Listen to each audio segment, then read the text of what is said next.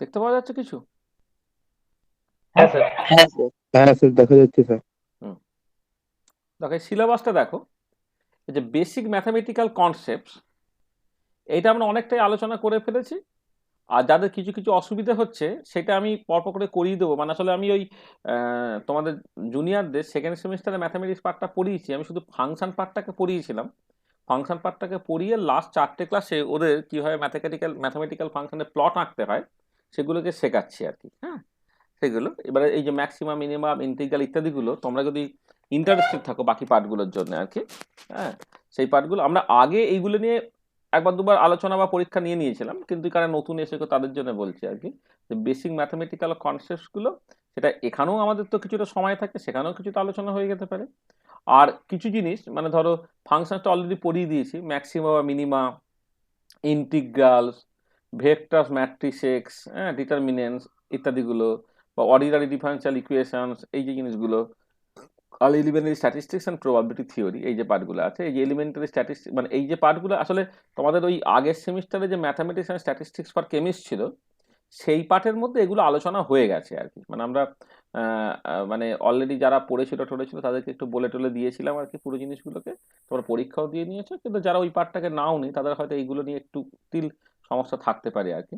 তো সেগুলো আমরা ওই রুটিনের মধ্যে যখন পরীক্ষা নেব তখন তার মধ্যে যে জিনিসগুলো আছে ওদিকে ওই বললাম শুক্রবারে সকালে 6:30 থেকে 8:30 এই সময়ের মধ্যে ক্লাসটা আমি লিঙ্ক দিয়ে দেবো আর কি। মানে আমি এখন প্লটগুলোকে করাচ্ছি বলে লিঙ্কটা দিচ্ছি না, সেখানে তুমি কিছুটা করে নিতে পারবে, আর বাকি যেগুলো অসুবিধা হবে আমি এখানে আলোচনাটাকে করে দেবো। আর অ্যাটমিক আর মলিকুলার স্ট্রাকচার এই যে পার্টটা আছে, এই পার্টটা তোমার মোটামুটিভাবে সবটাই জানা হয়ে যাবে। এই যে কোয়ান্টাম মেকানিক্স পড়াচ্ছি না তার কন্টেস্টে মোটামুটিভাবে জানা হয়ে যাবে। বা অ্যাটমিক স্ট্রাকচার যে পার্টগুলো ছিল বা বন্ডিং যে পার্টগুলো ছিল সেটা তোমাদের ফোর্থ সেমিস্টারে কোয়ান্টাম মেকানিক্সে বেশ কিছুটা পার্ট আছে আর কি, সেটাও হয়ে যাবে। ফোর্থ সেমিস্টারের মধ্যেই পুরো পার্টটা হয়ে যাবে। এই যে fundamental particle, Bohr's theory of hydrogen like atom, wave particle duality, uncertainty principle, Schrodinger wave equation, quantum number, shapes of orbitals, Hund's rules and Pauli's exclusion principle, electronic configuration of simple homonuclear atomic molecule, এই যে পুরো পার্টগুলো, এগুলো inorganic chemistry তুমি already পড়ে নিয়েছো। আমাদের quantum mechanics এই সেমিস্টারে কিছুটা পড়ানো হচ্ছে, আর পরের সেমিস্টারে এই electronic configuration and simple homonuclear atomic molecule, এই যে বন্ডিং এর জায়গাটা সেটা অটোমেটিক্যালি হয়ে যাবে। আর গ্যাসিয়াস স্টেট তো পুরো হয়ে গেছেই, সলিড স্টেট পড়ানো চলছে। হ্যাঁ, এটা। আর কেমিক্যাল কাইনেটিক্স এই যে পুরো পার্টটা, এই পার্টটা অলরেডি হয়ে গেছে। আর কেমিক্যাল অ্যান্ড ফেজ ইকুইলিব্রিয়ামের মধ্যে ফেজ ইকুইলিব্রিয়াম পার্টটা এই সেমিস্টারে হবে, কিন্তু কেমিক্যাল এবং আয়নিক ইকুইলিব্রিয়াম পার্টটা আমাদের অলরেডি হয়ে গেছে। দেখো এই যে law mass action, KP, KC, KX and KN, effect of temperature on equilibrium constant, ionic equilibrium solution, pH and buffer solution, hydrolysis, solubility product, এই পর্যন্ত আমাদের অলরেডি হয়ে গেছে। আর আমরা এই 2-4 দিন পরেই এটা শুরু করব, phase equilibrium, phase rule and its application to one component two component system colligative property। এই পার্টটা আমাদের এই সেমিস্টারের সিলেবাসে আছে, ফোর্থ সেমিস্টারে। আচ্ছা, এদিকে ইলেকট্রোকেমিস্ট্রি যে পার্টটা দেখি, ইলেকট্রোকেমিস্ট্রি পার্টটা মোটামুটিভাবে আমাদের সবটাই শেষ হয়ে গেছে, শুধু পোলারোগ্রাফি বলে একটা জিনিস আছে যেটা বিএসসি সিলেবাসে নেই, সেইটা শুধু একদিন একটুখানি বলে দিতে হবে। তো দেখো conductance and application, transport number, galvanic cell, EMF and free energy, concentration cell with and without transport, polarography, এই পোলারোগ্রাফি পার্টটা শুধু হয়নি, concentration cell with and without transport, Debye, concentration cell with and without transport দুবার হয়ে গেছে নাকি, যাকে। আর Debye Huckel Onsager theory for strong electrolyte, এটা কাটা। কেমিক্যাল কাইনেটিক্স আমরা পুরোটাকে কভার করে ফেললাম। দেখো শুধু দুটো জিনিস আছে, যে দুটো জিনিস হচ্ছে সিক্স সেমিস্টারে আছে, যেটা আমাদের জ্যামের আগে পড়ে নিতে হবে। একটা হচ্ছে অ্যাডজর্পশন, এই অ্যাডজর্পশন পার্টটা আমি একটা এক্সট্রা ডেট দেবো, এটা 4টে থেকে 5টা ক্লাস লাগবে। এটা এই সময়ের মধ্যে না পড়ে আমি তোমাদের লিঙ্ক দিয়ে দেবো, এটা সিক্স সেমিস্টারের সিলেবাস আছে, সিক্স সেমিস্টারে যখন ক্লাস নেবো তখন অ্যাডজর্পশন পার্টটাকে করিয়ে দেবো। আর স্পেকট্রোস্কোপি একটা পার্ট আছে, ল্যাম্বার্ট বিয়াস তুমি অলরেডি বলে দিয়েছি, কিন্তু fundamental concept of rotational vibration electronic আর ম্যাগনেটিক রেজোনেন্স স্পেকট্রোস্কোপি, এই যে পার্টটা, এই পার্টটা হচ্ছে শনিবার সকালে আমাদের একটা স্পেশাল ক্লাস নেওয়ার ইচ্ছা আছে, যেখানে মলিকুলার স্পেকট্রোস্কোপি পার্টটা আমরা পুরোটাকে করে দেবো। সেই জন্য সোমবারের ক্লাসটাতে মেনলি আমরা যেটা করব সেটা হচ্ছে ওই এমসিকিউ আলোচনা করা, এবং তার সাথে সাথে হচ্ছে মানে নেক্সট অনওয়ার্ডস আর কি। মানে এর আগে পর্যন্ত আমরা বেশ কিছু জিনিস পড়িয়েছি, মানে এই ফটোকেমিস্ট্রি পার্টটা পড়ালাম, অ্যাডভান্স কেমিক্যাল কাইনেটিক্স পার্টটা পড়ালাম। হ্যাঁ, এগুলো পড়ানোর জন্য আমার কাজে লেগেছে, কিন্তু এখন থেকে যেটা করব যে সোমবারের ক্লাসটা মেনলি এমসিকিউ আলোচনা করা এবং সেইটা থেকে পরীক্ষা দেওয়া, এইটা মেনলি হবে। আর সিলেবাসে আছে যে পার্টগুলো আমাদের পড়ানো হয়নি, সেটা আমরা একটা টার্গেট রাখবো যে ডিসেম্বর মাসের মধ্যে হচ্ছে, দেখবে পরপর করে আমরা রুটিনটাকে করব, তার মধ্যে তোমার সব পড়া হয়ে যাবে, মানে আপ টু 5th সেমিস্টারের মধ্যে সব জিনিসগুলো পড়ানো হয়ে যাবে। মানে অ্যাডজাস্টন বা স্পেকট্রোস্কোপি এই পার্টগুলো এখনো তোমাদের কভার করা হয়নি বলে তোমরা ভয় পেয়ে যাবে না, ঠিক আছে? বাকিগুলো তো খুব ছোট ছোট পার্ট আছে, সেগুলো তো হয়েই যাচ্ছে, মানে আপ টু মানে এগুলো আছে তোমাদের সিলেবাসে 6 সেমিস্টারে, কিন্তু আমরা 5th সেমিস্টারের মধ্যে, মানে টার্গেট হচ্ছে তোমাদের সামনের ধরো বা 4-5 মাসের মধ্যেই হচ্ছে এই স্পেকট্রোস্কোপি অ্যাডজর্পশনের পুরো পার্টগুলো কিন্তু হয়ে যাবে আর কি। হ্যাঁ, তাতে করে প্রিপারেশনটা তোমরা প্রপারলি নিতে পারো, ঠিক আছে? তাহলে এই হচ্ছে ব্যাপার। আচ্ছা, এবারে আমাদের মেনলি যে আলোচনাটা সেটা হচ্ছে, রাখলাম এইটা। আচ্ছা দেখো এখানে উম, এই যে কেমিক্যাল কাইনেটিক্সের যে প্রবলেমসগুলো আছে, সেখানে তোমাদের নেটটা নিয়ে প্রবলেম, তাই তো? নেটের কোশ্চেন হচ্ছিল বলে, তাই তো? হ্যাঁ স্যার। হ্যাঁ, এক সেকেন্ড। আচ্ছা, নেট কত পর্যন্ত হয়েছিল, কত দাগের পর্যন্ত প্রবলেম হয়েছিল? স্যার 2013 পর্যন্ত হয়ে গেছিল। 2013 খুলেছি দেখছি। নেটে দেখেছো তো কত কোশ্চেন পড়ে? হ্যাঁ স্যার। হ্যাঁ স্যার। হুম।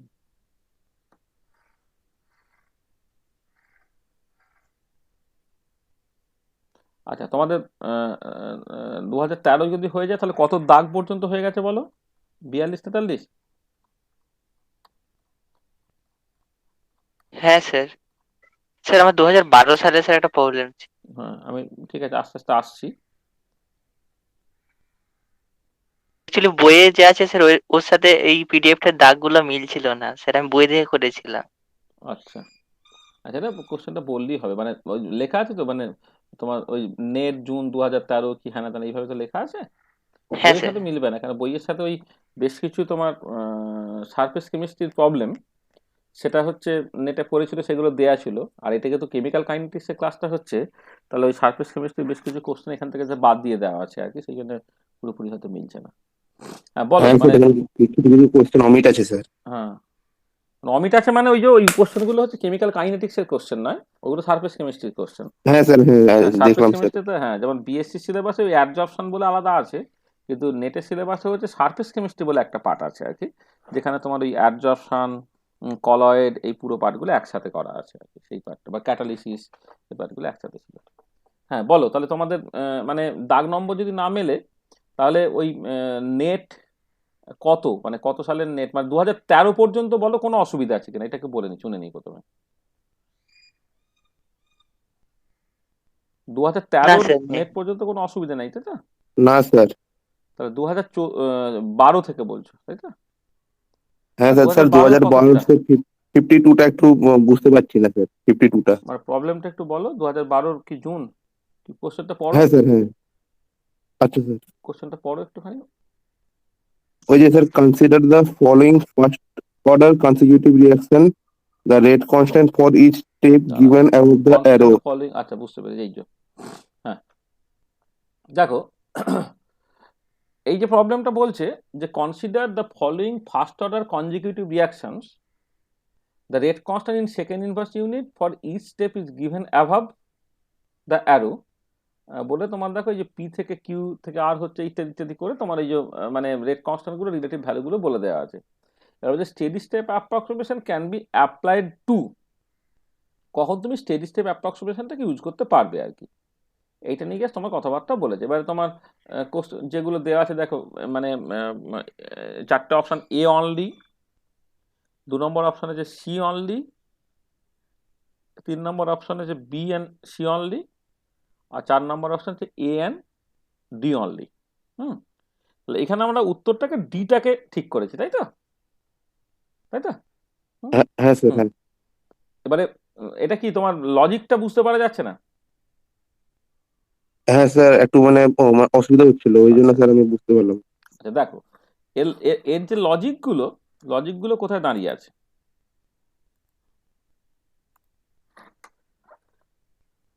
তাহলে আমরা একটুখানি হেডিং টেডিং গুলো দিয়ে দিই।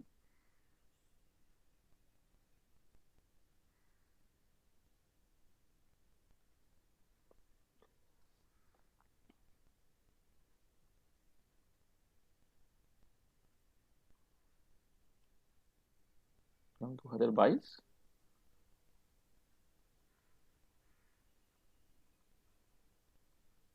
Chemical kinetics.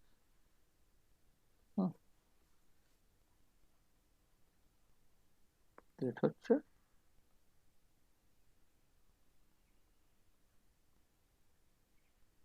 এটা। তো আমরা আলোচনাটা করছি হচ্ছে নেটের কোশ্চেন, তাই তো? নেট 2012 একটা কোশ্চেন। আচ্ছা, নেট 2012 এই যে কোশ্চেনটা, সেই কোশ্চেনটা তোমাকে ঠিক ঠিক করে বুঝতে গেলে তোমার দেখবে একটা, আমরা কনজিকিউটিভ রিয়াকশনস হচ্ছে কেমিক্যাল কাইনেটিক্সে পড়েছিলাম। কনজিকিউটিভ রিয়াকশন যে কেমিক্যাল কাইনেটিক্সে পড়েছি, সেখানে কি করেছি একটু খেয়াল করে দেখো, যে ধরো এ থেকে বি, বি থেকে সি হচ্ছে, সেরকম একটা রিয়াকশন আমি কনসিডার করছি। তাহলে এ থেকে বি, বি থেকে সি হচ্ছে, এরকম যদি রিয়াকশন আমি কনসিডার করতাম, এখানে যেটা তার বদলে পি থেকে কিউ, কিউ থেকে আর এরকম বলছে। আমি জাস্ট এমনি তোমাকে একটু শেখাই জিনিসটা, মানে ব্যাকগ্রাউন্ডটার জন্য। ধরো একটা কনজিকিউটিভ রিয়াকশন তুমি কনসিডার করছো,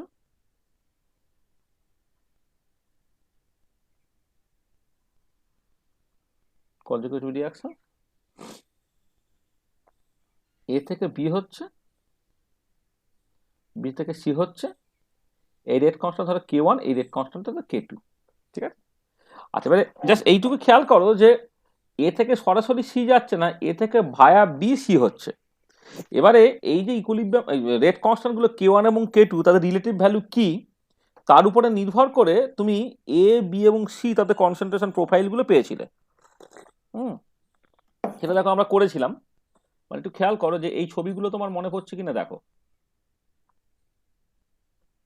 একটু রিভিশনও হয়ে যাবে। মানে মেনলি আমার বি এর কনসেন্ট্রেশনটা দরকার, তবু আমি সবটাই না হয় প্লট করে দিচ্ছি।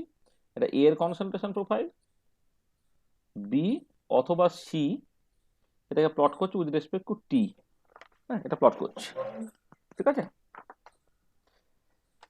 আচ্ছা দেখো, তোমার একটা ইনিশিয়াল কনসেন্ট্রেশন এ ছিল, এর কনসেন্ট্রেশনটা এমনিতে হচ্ছে এইরকম ভাবে এক্সপোনেনশিয়ালি ডিকে করে। আচ্ছা, বি এর কনসেন্ট্রেশনটা হচ্ছে তোমার এই প্রথমে বারে একটা ম্যাক্সিমামে পৌঁছায়, পৌঁছানোর পরে সেটা ডিকে করতে চায় এটা।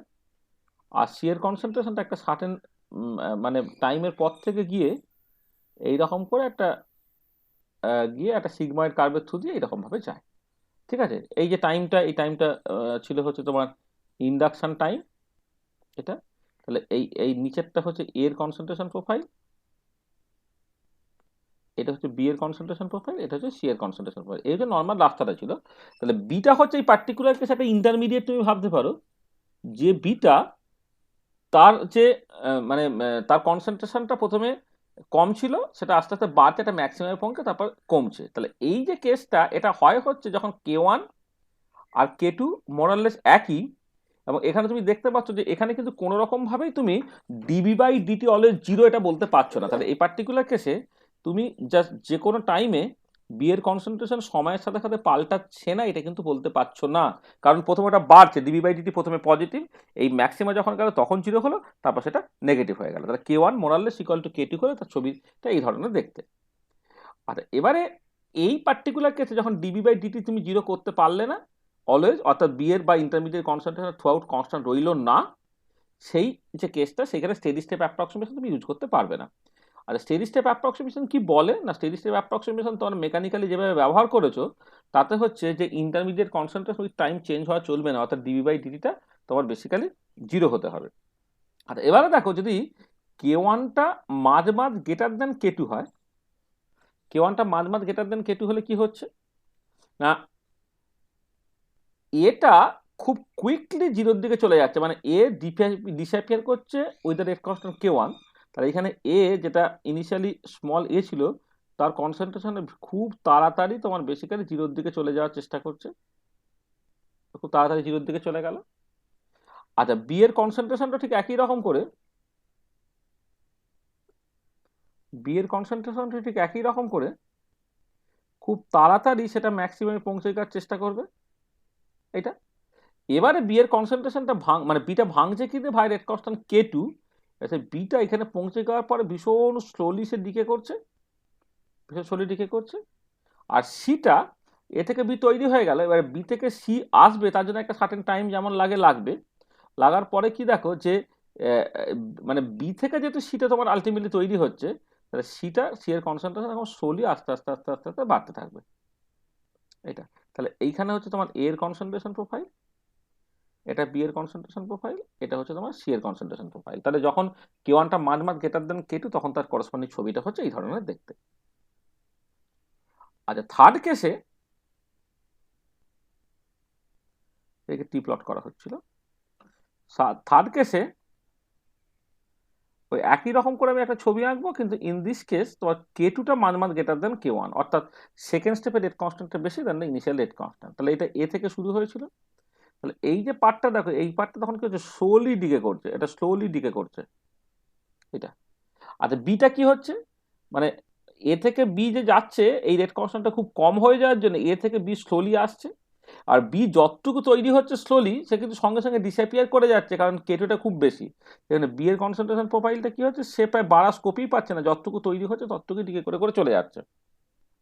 আর সি এর কনসেন্ট্রেশনটা সেটা বেসিক্যালি হচ্ছে কি, মানে অ্যাজিভ যেন, মানে এই এ থেকে তোমার সরাসরি সি হলে যেমন হয় প্রায় সেরকম সিচুয়েশন আর কি, এখান থেকে শুরু করে হ্যাঁ এইটা তোমার আস্তে আস্তে আস্তে আস্তে এরকমভাবে বাড়ছে, বেড়ে বেড়ে বেড়ে বেড়ে বেড়ে বেড়ে তোমার সিটা এদিকে যাচ্ছে আর কি। মানে এখানে তোমার সি এর কনসেন্ট্রেশন প্রোফাইলটা এরকম হচ্ছে, এ এর কনসেন্ট্রেশন প্রোফাইল এরকম হচ্ছে, আর বি এর কনসেন্ট্রেশন প্রোফাইলটা এখানে হচ্ছে। আচ্ছা, এই পার্টিকুলার কাছে পরিষ্কার দেখো, একদম শুরুর পার্টটা যদি তুমি বাদ দাও, তাহলে পরিষ্কার এখানে দেখতে পাচ্ছ dB/dt হচ্ছে তোমার 0।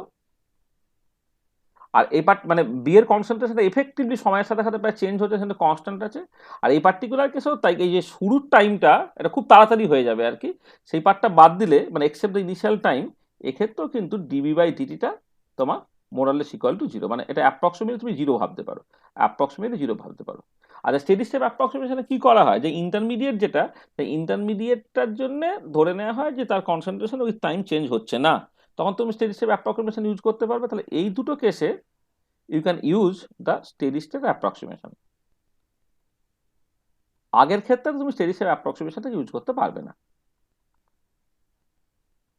এটা তাহলে দেখো K1 যদি মাঝ গ্রেটার দেন K2 বা K2 যদি মাঝ গ্রেটার দেন K1 হয়, তখনই শুধুমাত্র তুমি এটাকে করতে পারছো। তাহলে এবারে দেখো, তাহলে এখানে এই যে স্টেডি স্টেট অ্যাপ্রক্সিমেশনটা যখন তুমি ইউজ করতে চাইবে, এ আর ডি এই দুটো কেসে হচ্ছে তোমার K1 এবং K2 এর রেশিওটা হচ্ছে অনেকটা বেশি আর কি। তাহলে K1 K2 রেশিওটা কিন্তু অনেকটা বেশি, তাহলে এই দুটো কেসে তুমি জাস্ট বলতে পারো যে হ্যাঁ তুমি স্টেডি স্টেট অ্যাপ্রক্সিমেশন ইউজ করতে পারছো আর কি। হ্যাঁ, মানে যেটা হচ্ছে এ আর ডি। আসলে এখানে যেটা আর একটা ব্যাপার হচ্ছে, এই যে বি যে পার্টটা আছে না, বিটা হচ্ছে জাস্ট এই সিচুয়েশনটা K1টা মাঝ গ্রেটার দেন K2। এটা আমি দেখছিলাম যে অনেক বই যেটা করছে, যে এই যে প্রথম মানে এটা ম্যাকুইরি সাইমনের বই যদি তুমি দেখো, তাহলে দুটো কেসই স্টেডি স্টেট অ্যাপ্রক্সিমেশন ইউজ করতে পারা যাবে বলেছে, আমরা সেই মতো করে আমাদের বইয়ে লিখেছি ইত্যাদি। আর অনেক বইয়ে যেটা করছে সেটা হচ্ছে K2টা মাঝ গ্রেটার দেন যদি K1 হয়, তাহলে স্টেডি স্টেট অ্যাপ্রক্সিমেশন ইউজ করতে হয়। মানে আমি দেখেছি যে এই দুটো সিচুয়েশনে স্টেডি স্টেট অ্যাপ্রক্সিমেশন কাজ করে, এবং অনেক বইয়ে তার রেফারেন্সও আছে। আর অনেকে যেটা বলে যেটা হচ্ছে যে বিটাকে তো শর্ট ডিপড হতে হবে স্টেডি স্টেট অ্যাপ্রক্সিমেশন ইউজ করার জন্য। শর্ট ডিপ মানে কি, বি তৈরি হওয়ার সাথে সাথে ভেঙে যাওয়া, আর বি তৈরি হওয়ার সাথে সাথে ভেঙে যাওয়া হচ্ছে পরের কেসটায়, যেখানে K2টা মাঝ গ্রেটার দেন K1। তাহলে K2টা মাঝ গ্রেটার দেন K1 কোথায় আছে না, এ এর ক্ষেত্রে আছে, ডি এর ক্ষেত্রে আছে। সেই জন্য এখানে বলা হচ্ছে এ এবং ডি এই দুটো কেসে হচ্ছে তোমার এটা তোমার কি বলে স্টেডি স্টেট অ্যাপ্রক্সিমেশনটা তুমি ইউজ করতে পারবে, মানে বাকি অপশনগুলো হতে পারে না। কারণ দেখো এটা তো মানে এ যদি হয় ডি হবে না কেন, তো এ অপশনটা বাদ চলে গেল। আচ্ছা, বি সেকেন্ড অপশনটা হচ্ছে সি অনলি, যেখানে K1 ইকুয়াল টু K2, সেটা তো কোনোভাবেই সম্ভব নয়। সিটা হচ্ছে বি অ্যান্ড সি অনলি, তাহলে সি যখন ইনভলভ হয়ে গেছে সেটা কোনোভাবেই সম্ভব নয়, হ্যাঁ, কারণ K1 ইকুয়াল টু K2 হয়ে গেছে। তাহলে একমাত্র অপশন পড়ে আছে দেখো এ অ্যান্ড ডি। মানে আমি আরো বেটার অপশন, মানে আমরা যেভাবে মানে বললো ম্যাকুরি সাইমন বা আরো অনেক বই বা আমাদের বইয়ে যেভাবে লিখেছি সেই মতো করে হলে আমি খুব খুশি হতাম, যে যদি তোমার এ, বি আর ডি এই তিনটে তোমার কারেক্ট অপশনের মধ্যে থাকতো। কিন্তু সেটা কিন্তু কোনোতেই নেই। তাহলে অ্যাটলিস্ট দুটো জায়গা আছে, একটা হচ্ছে এ এবং ডি এর ক্ষেত্রে K1 K2 যে রেশিওটা সেটা অনেকটা বেশি আর কি, সেইটা দেন বি। হ্যাঁ, মানে একটা হচ্ছে 100 গুণ আর বাকিগুলো একটা 1000 গুণ, একটা হচ্ছে 10,000 গুণ, এটা আছে। তাহলে আমি জাস্ট মানে ওই মানে যদি আমি ইভেন K2টাকেও মাঝ গ্রেটার দেন K1 হলে স্টেডি স্টেট অ্যাপ্রক্সিমেশন ইউজ করা হবে, এটাকেও যদি ধরি তাহলেও হচ্ছে তোমার এ আর ডি অপশন। আর বাকি যদি আমি ধরে নিই যে K1 মাঝ গ্রেটার দেন K2 বা K2 মাঝ গ্রেটার দেন K1, দুজনে যদি স্টেডি স্টেট অ্যাপ্রক্সিমেশন ইউজ করতে পারবো, তাহলে যদি এরকম একটা অপশন থাকতো সেটা হচ্ছে এ বি ডি তিনটেই অপশন, তখন সেই অপশন নিয়ে আমি ভাবতাম।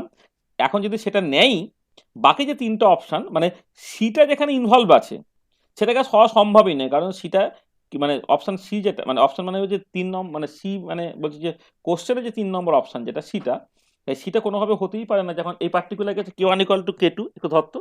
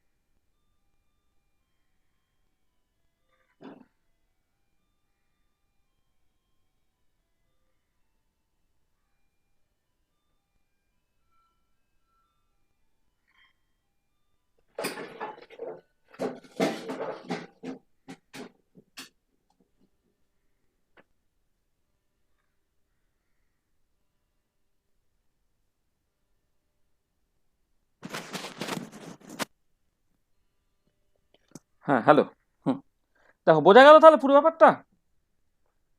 হ্যাঁ স্যার। এইটা হ্যাঁ, আসলে আমাদের এই উপর একটা বেড়াল আছে, বেড়ালটা ঢুকে গেছে দেখি হঠাৎ করে, আমার দরজাটা খোলা ছিল মনে হয়, খেয়ালা ঘুমোচ্ছে, ঢুকে গেছে।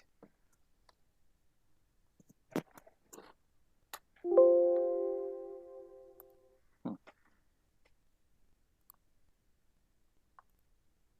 আচ্ছা নেক্সট বলো। স্যার এরপর ওই 53টা স্যার দেখুন একটু। স্যার 53। হ্যাঁ আচ্ছা, স্যার ওখানে স্যার ডিকম্পোজিশন ওই অফ অ্যামোনিয়া। হ্যাঁ স্যার হ্যাঁ, আচ্ছা এইটা স্যার শুনবে, ওখানে এইটা এইটা এটা হচ্ছে একটা সমস্যা, মানে আসলে এইটা না আমাদের এখনো এটাও এখনো শেখানো হয়নি, মানে হেটেরোজিনিয়াস ক্যাটালিসিস, বইতে দেখছি। হেটেরোজিনিয়াস হ্যাঁ ক্যাটালিসিস পার্টটা, এই হ্যাঁ হেটেরোজিনিয়াস ক্যাটালিসিস পার্টটা এখনো বলা হয়নি, মানে আমি ওই অ্যাডজর্পশনটা হলে তবে বলতে পারবো বলে এটা করা হয়নি। মানে ফর দ্য টাইমিং 53টা একটু অফ দাও।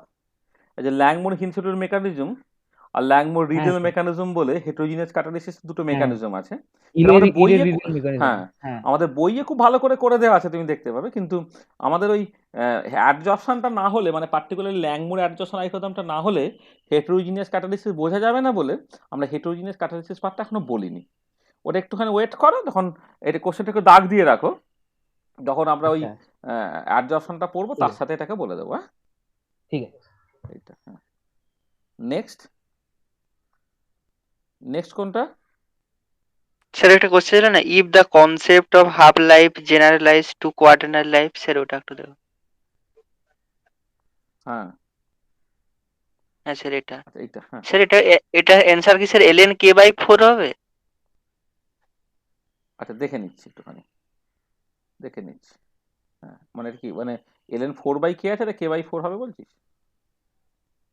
দেখছি না দেখো। স্যার, মানে এখানে তো রয়েছে ln, মানে পুরোটা ln এর ভেতরে, কিন্তু স্যার মানে আমি যেটা মানে আসছে স্যার ln k/4। আচ্ছা দেখে নিচ্ছি একবার কি বলছে। আচ্ছা, if the concept of half life is generalize to quarter life of a first order chemical reaction, it will be equal to, হ্যাঁ যখন হচ্ছে t=t½ তখন a-x হচ্ছে a/4 হচ্ছে। ঠিকই আছে, তাহলে যখন মানে কোয়ার্টার কোয়ার্টার লাইফটা হচ্ছে এইভাবে ডিফাইন করা হচ্ছে, যখন রিয়াক্ট্যান্টের কনসেন্ট্রেশন ইনিশিয়াল কনসেন্ট্রেশনের 4/1 হচ্ছে, তা কি দাঁড়াচ্ছে দেখেন এলএন এর জায়গায় এ হলো, আর এ বাই এ মাইনাস এক্স এর জায়গায় a/4 হয়ে যাচ্ছে, তাহলে যে কে ইন্টু টি 1/4 টি 1/4 হয়ে যাচ্ছে, তো 1/কে একটা থাকছে ইন্টু ln4।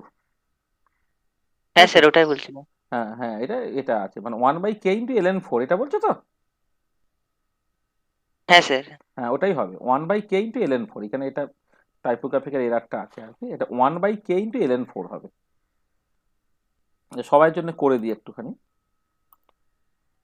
দেখো প্রবলেমটা কি বলছে। এটা এটা কত মানে মানে নেট কত রে কোশ্চেনটা? স্যার 12 ডিসেম্বরে স্যার। December 12 sir. এটা আবার হচ্ছে না, এটা জ্বালা তো, এই যে লেখাটা পড়ছে না আবার, এক second।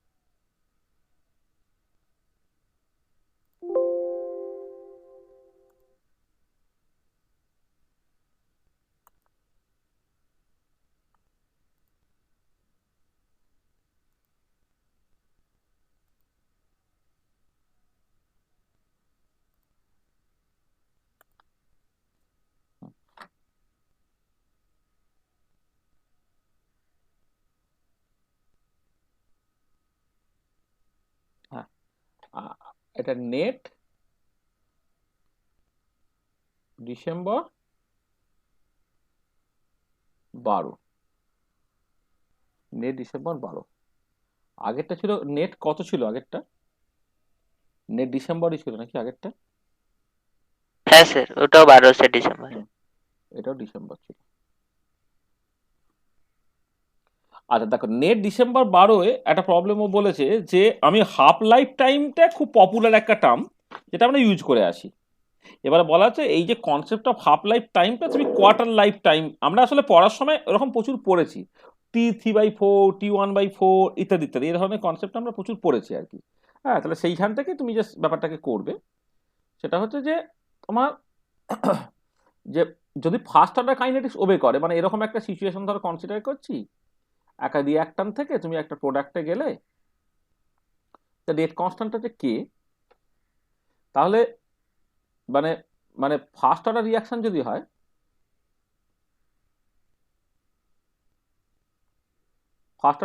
যদি হয়, তাহলে কিন্তু তুমি এইটা লিখতে পারছো যে ln a/a-x, এইটা হচ্ছে তোমার k ইন্টু টি, এইটা হচ্ছে আমার ইন্টিগ্রেটেড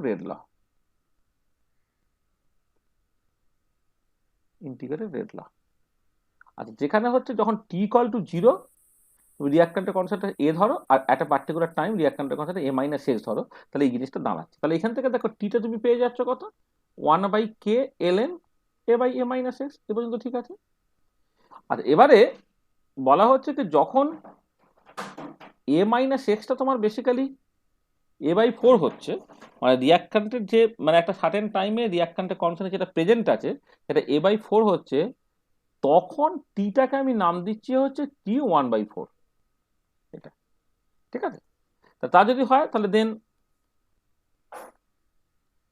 T1/4 এটাকে আমি লিখবো কি 1/k ln a divided by a-x এর জায়গায় জাস্ট সিম্পলি a/4 তুমি লিখলে, সেটা হবে কত, 1/kটা বাইরে আছে তেমন হয়ে যাবে, এটা ln জাস্ট 4 হবে, মানে a কেটে গেল ln4 হবে। তাহলে জাস্ট T1/4, এটা হচ্ছে 1/k ইন্টু ln4, এখানে ওই কেটা হচ্ছে লগের ভেতরে ঢুকে গেছে আর কি কোশ্চেনটার মধ্যে, এটা ঠিক না, ঠিক আছে।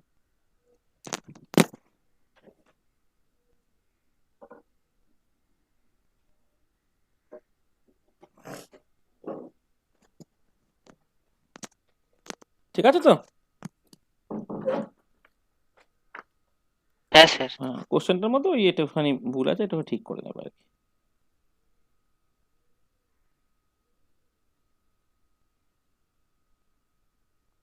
আসলে এটা তোমার এ থেকেও বোঝা দরকার, মানে ধরো রেট কনস্ট্যান্ট কিন্তু সেকেন্ড ইনভার্সে আছে, সেকেন্ড ইনভার্স হয় ফার্স্ট অর্ডার রিয়াকশনের ক্ষেত্রে, তাহলে হাফ লাইফ টাইমটার ইউনিটটা তো অবশ্যই সেকেন্ড হবে না, লগের ভেতরে কে থাকলে আর তুমি ইউনিট কি করে ম্যানেজ করবে? হ্যাঁ, ঠিক আছে। আর স্যার 15 সালে আছে। 15 15 মানে তো আমার তাহলে পিছিয়ে যেতে হবে নাকি? আর তোমার বইয়ে তোমার কত কত নম্বর দাগ কত? স্যার 86। 86 মানে অনেক পরে। আচ্ছা, মানে এটা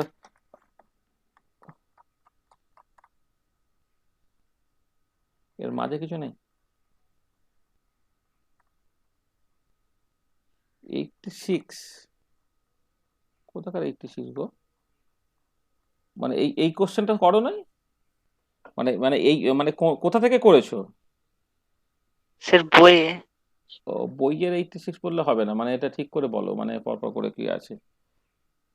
স্যার গেটের ঠিক আগে আছে, দেখুন 3-4টে কোশ্চেন আগে আছে। গেটে 3-4টে কোশ্চেন আগে। স্যার ও যেটা বলছে স্যার ওই যে বলো কোশ্চেনটা, প্রথমটা পড়ো। Sir for a reaction on a surface like sir H2 plus মানে সালফার আছে, দুটো বন্ড আছে স্যার ওটা। রিয়াকশন সব দেওয়া আছে আচ্ছা, স্যার। বুঝতে পেরেছি। Surface সালফার না, chemistry তো। সালফার না, ওটা ওটা স্যার সারফেস আপনার কেমিস্ট্রি পিডিএফ এ নেই স্যার ওটা। থাকবে না, ওটা ওটা সারফেস কেমিস্ট্রি। এটা ওটা অ্যাডজর্পশনের কোশ্চেন, মানে হেটেরোজিনাস ক্যাটালিসিসের কোশ্চেন। হ্যাঁ, ওটা সালফার না, ওটা হচ্ছে তোমার সলিড আর কি। সলিড আছে, তার লিঙ্কেজ আছে, সেখানে হচ্ছে একটা গ্যাস অ্যাডজর্ব হচ্ছে আর কি, তার প্রবলেম। হ্যাঁ, বুঝতে পেরেছো? ওটা ওটা মানে এই কেমিক্যাল কাইনেটিক্স, ওই হেটেরোজিনিয়াস ক্যাটালিসিস বা অ্যাডজর্পশন যখন পড়বো তখন ওটা আলোচনা করা যাবে। ঠিক আছে, বুঝতে পেরেছি বিক্রম? হ্যাঁ স্যার। হুম হুম। আচ্ছা, অন্য অন্য কিছু? আর নেটে নেটে ওভারঅল বলে নাও, আর যদি কারো কোনো অসুবিধা, নেটের কোনো কোশ্চেন কারো আটকে আছে কিনা, নেটে কারো যদি কোথাও কোনো কোশ্চেন আটকে থাকে তো বলে না।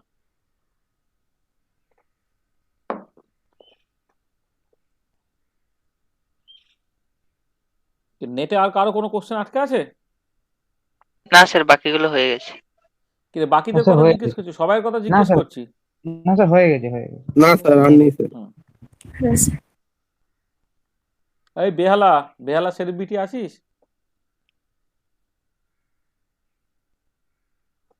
রে, বেহালা সেলিব্রিটি কি আছে আমাদের এখানে না নেই?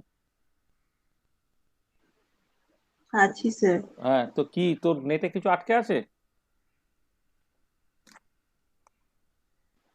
স্যার আমার সব পড়া হয়নি।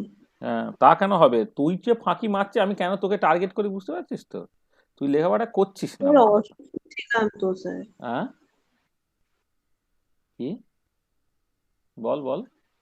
বলছি এই আগের 2 সপ্তাহ তো অসুস্থ ছিলাম। ও, করোনা হয়েছিল? হ্যাঁ, ও, এখন কেমন আছিস রে? এখন ঠিক আছি, মোটামুটি সেরেছে, কিন্তু বাড়িতেই 2-1 ছিলি দিন তো?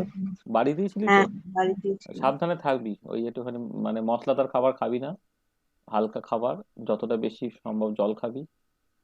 আর ডাক্তারের পরামর্শ মিলে টোটাল কোর্সটা কমপ্লিট করেছিস তো, ওষুধের কোর্সটা? হ্যাঁ স্যার, ঠিক আছে, কমপ্লিট হয়ে গেছে। ঠিক আছে, ঠিক আছে, ঠিক আছে। হুম, না ঠিক আছে, তোর কাছে অভিজ্ঞতা শেয়ার করতে হবে আর কি, মানে যাদের হয়েছে।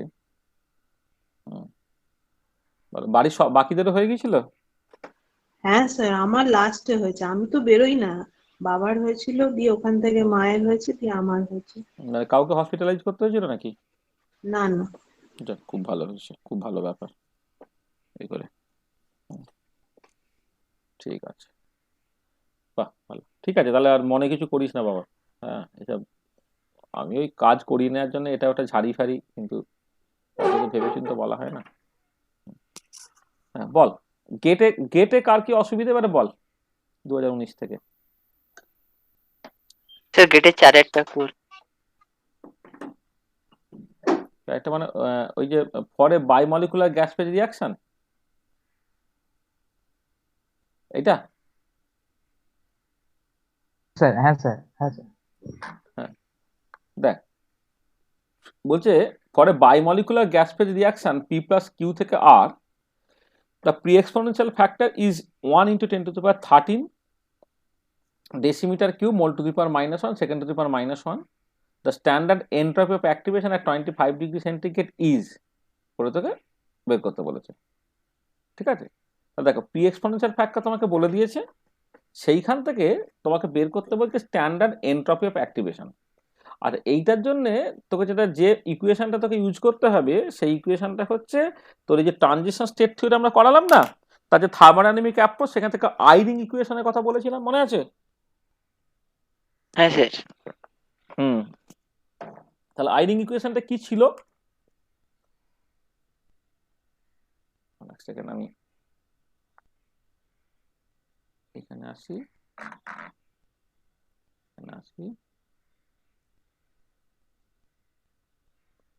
এটা হচ্ছে গেট 2000 কত এটা? 19 স্যার। 2019।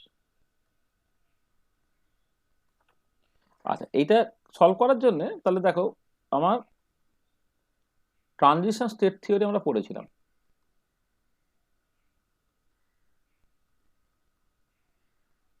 ট্রানজিশন স্টেট থিওরি, সেইখানে একটা ইম্পর্টেন্ট ইকুয়েশন ছিল, মানে থার্মোডাইনামিক অ্যাপ্রোচ যেটা,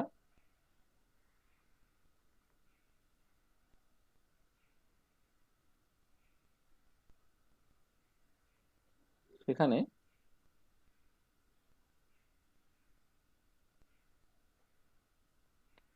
আইরিং ইকুয়েশন ছিল।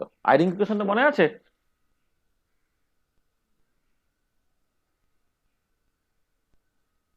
আমার তো এক্স্যাক্টলি ভুলে গেছি, দাঁড়া। তোর মানে এটা এটা কত ছিল বলতো এক্সপ্রেশনটা? দাঁড়া,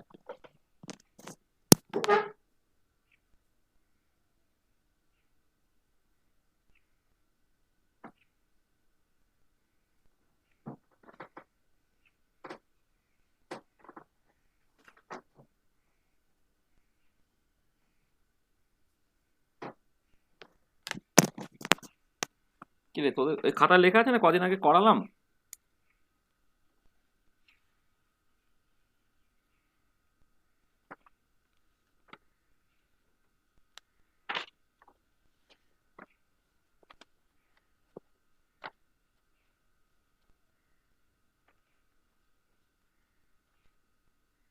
sir KB by T, KBT by H. KBT মানে বোলম্যান কনস্ট্যান্ট, তাই তো? হ্যাঁ স্যার। হুম, সেটা হচ্ছে by sir H by C zero.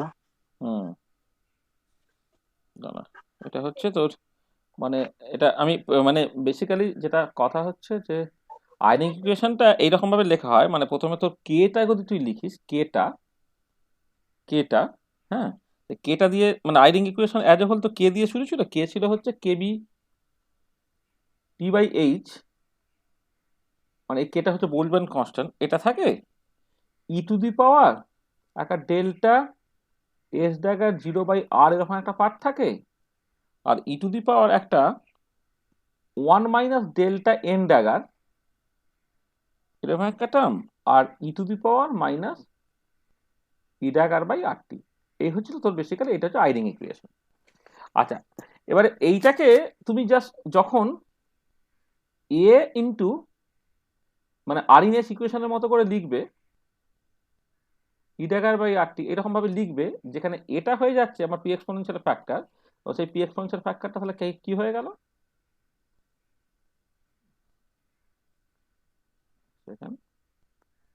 এখান থেকে পি এক্সপোনেনশিয়াল ফ্যাক্টর যেটা বা ফ্রিকোয়েন্সি ফ্যাক্টর অনেক সময় বলা হয়,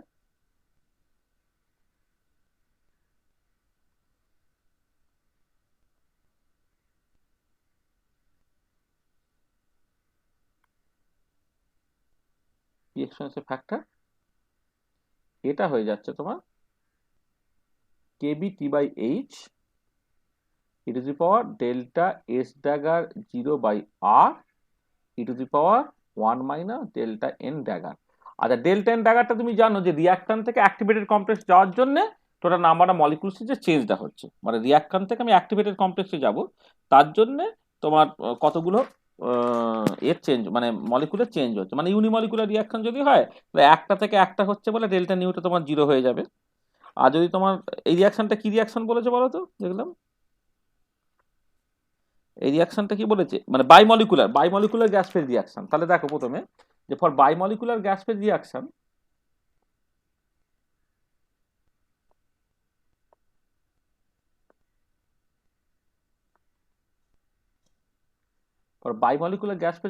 ডেল্টা এন ড্যাগারটা কত হবে, অ্যাক্টিভেটেড কমপ্লেক্সের মলিকুলের সংখ্যা একটা আর রিয়াক্ট্যান্ট ছিল দুটো, তার মানে এটা হচ্ছে -1 হয়ে যাচ্ছে। তাহলে -1 হয়ে গেলে এটা স্কোয়ার হয়ে যাচ্ছে, তার মানে এটা তখন হয়ে যাচ্ছে kBT/H e⁻ delta S dagger 0/r into square. এটা হচ্ছে, ঠিক আছে, এটা হচ্ছে ব্যাপারটা আর কি, ঠিক আছে তো। হ্যাঁ স্যার।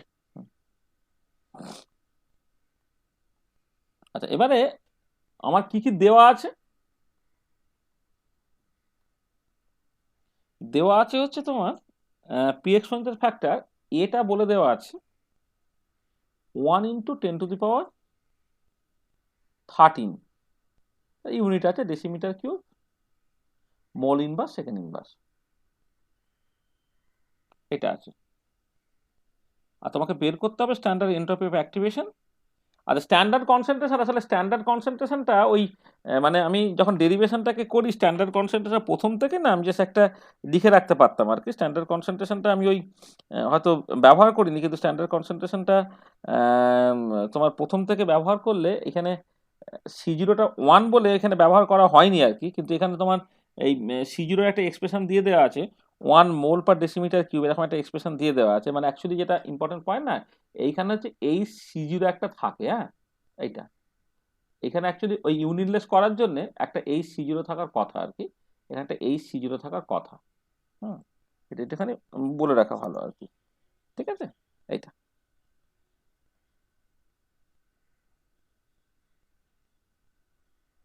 আচ্ছা, তাহলে এবারে দেখো তোমাকে যেটা বের করতে বলছে ডেল্টা এস ড্যাগার 0টা তোমাকে বের করতে বলেছে। আচ্ছা, ডেল্টা এস ড্যাগার 0টা বের করার জন্য আমি এক কাজ করি, e⁻ডেল্টা এস ড্যাগার 0/r এটা প্রথমে করে নিই। এটা করলে কত হবে, এটা যেমন গুণ আছে HC0 বাই হচ্ছে kBT ইন্টু স্কোয়ার। এবারে দেখো সব ডেটাগুলো বলে দেওয়া আছে কিনা, আমাকে ডেটা কি কি বলে দেওয়া আছে, এর ভ্যালু তো বলে দেওয়া আছে বললাম, 25 ডিগ্রি সেন্টিগ্রেড টেম্পারেচার বলে দেওয়া আছে, বোলম্যান কনস্ট্যান্ট তুমি জানি, এটা তাহলে সব বলে দেওয়া আছে। দেখো এখানে প্লাঙ্ক কনস্ট্যান্টের ভ্যালু তুমি জানো, C0 স্ট্যান্ডার্ড কনসেন্ট্রেশন 1 মোল পার লিটার সেটা তুমি জানো। আচ্ছা, এখানে বোলম্যান কনস্ট্যান্ট কেবি তার ভ্যালু তোমার জানা আছে, টেম্পারেচার 25 ডিগ্রি সেন্টিগ্রেড আমার বলে দেওয়া আছে, আর ই এর ভ্যালুও তোমার জানা আছে। তাহলে এইটার একটা করসপন্ডিং এক্সপ্রেশন বেরোবে।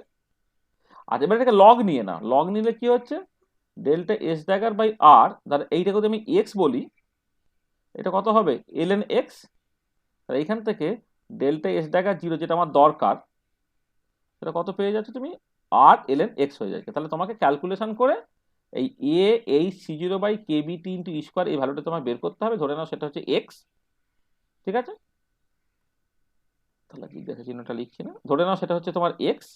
এবার তুমি লগ নেবে, লগ নিলে এটা হয়ে যাবে ডেল্টা এস ড্যাগার 0/r, সেটা হচ্ছে ln x, সেখান থেকে ডেল্টা এস ড্যাগার 0টা হয়ে যাচ্ছে আর ln x, ঠিক আছে, এই জিনিসটা বুঝছো। এবার ক্যালকুলেশনটা ঠিক ঠিক করে না করে নিয়ে দেখো উত্তরটা কত বেরোচ্ছে, মানে হিন্টসটা বুঝতে পারলে তো, যে এইটা তোমার ঝালানো হয়ে যাবে। দেখো যখন প্রবলেম তুমি করবে তখন আমি বারবার বলছি যে করে দেওয়া জায়গাটা না দেখে বেটার হচ্ছে তুমি বইয়ে চলে যাও, আমাদের পড়ানো হয়েছে।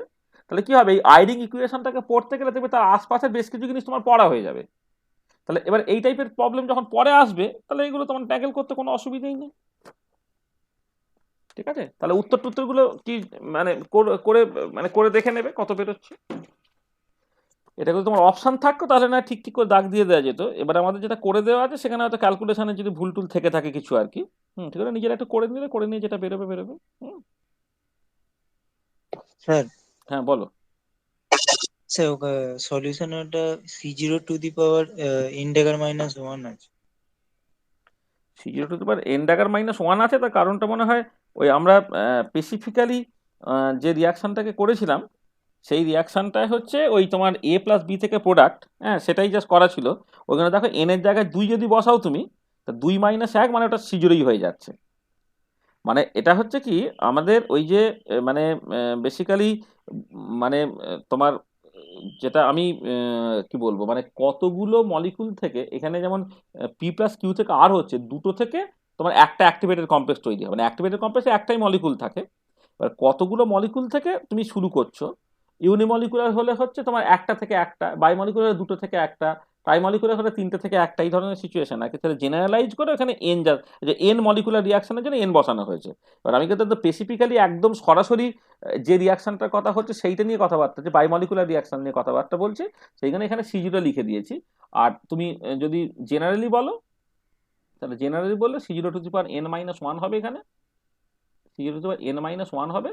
আর বায়োমলিকুলার রিয়াকশনের জন্য পরের স্টেপে অটোমেটিক্যালি ওটা হচ্ছে C0 হয়ে যায়, এটা n-1। আর বায়োমলিকুলার রিয়াকশনের জন্য অটোমেটিক্যালি এটা C0 হয়ে যাবে। তাহলে উত্তরটা সেই C0 দিয়ে তোমাকে করতে হবে, ঠিক আছে?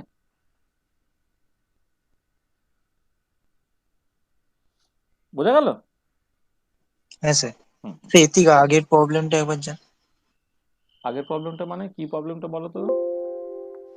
3-এর দাগ।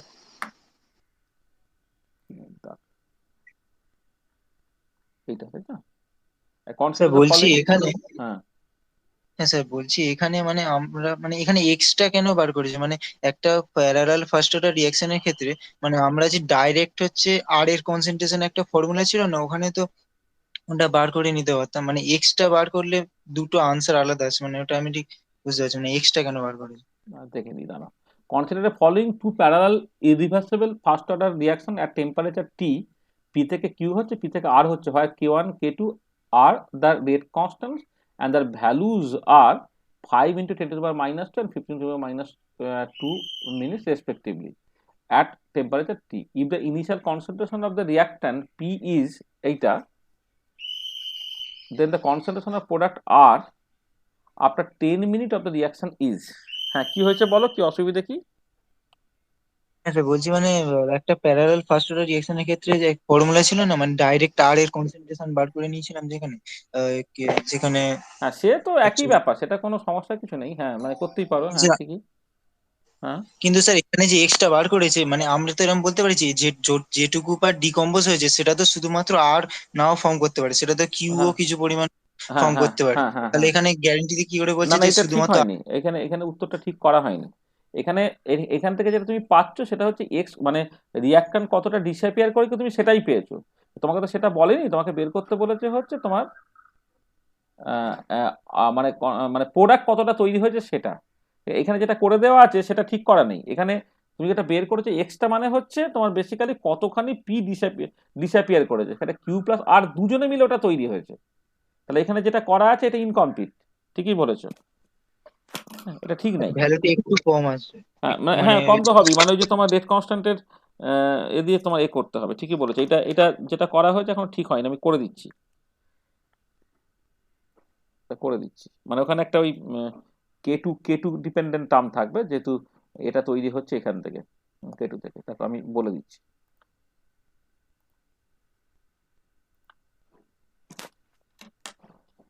দেখো, তোমার এটা হচ্ছে gate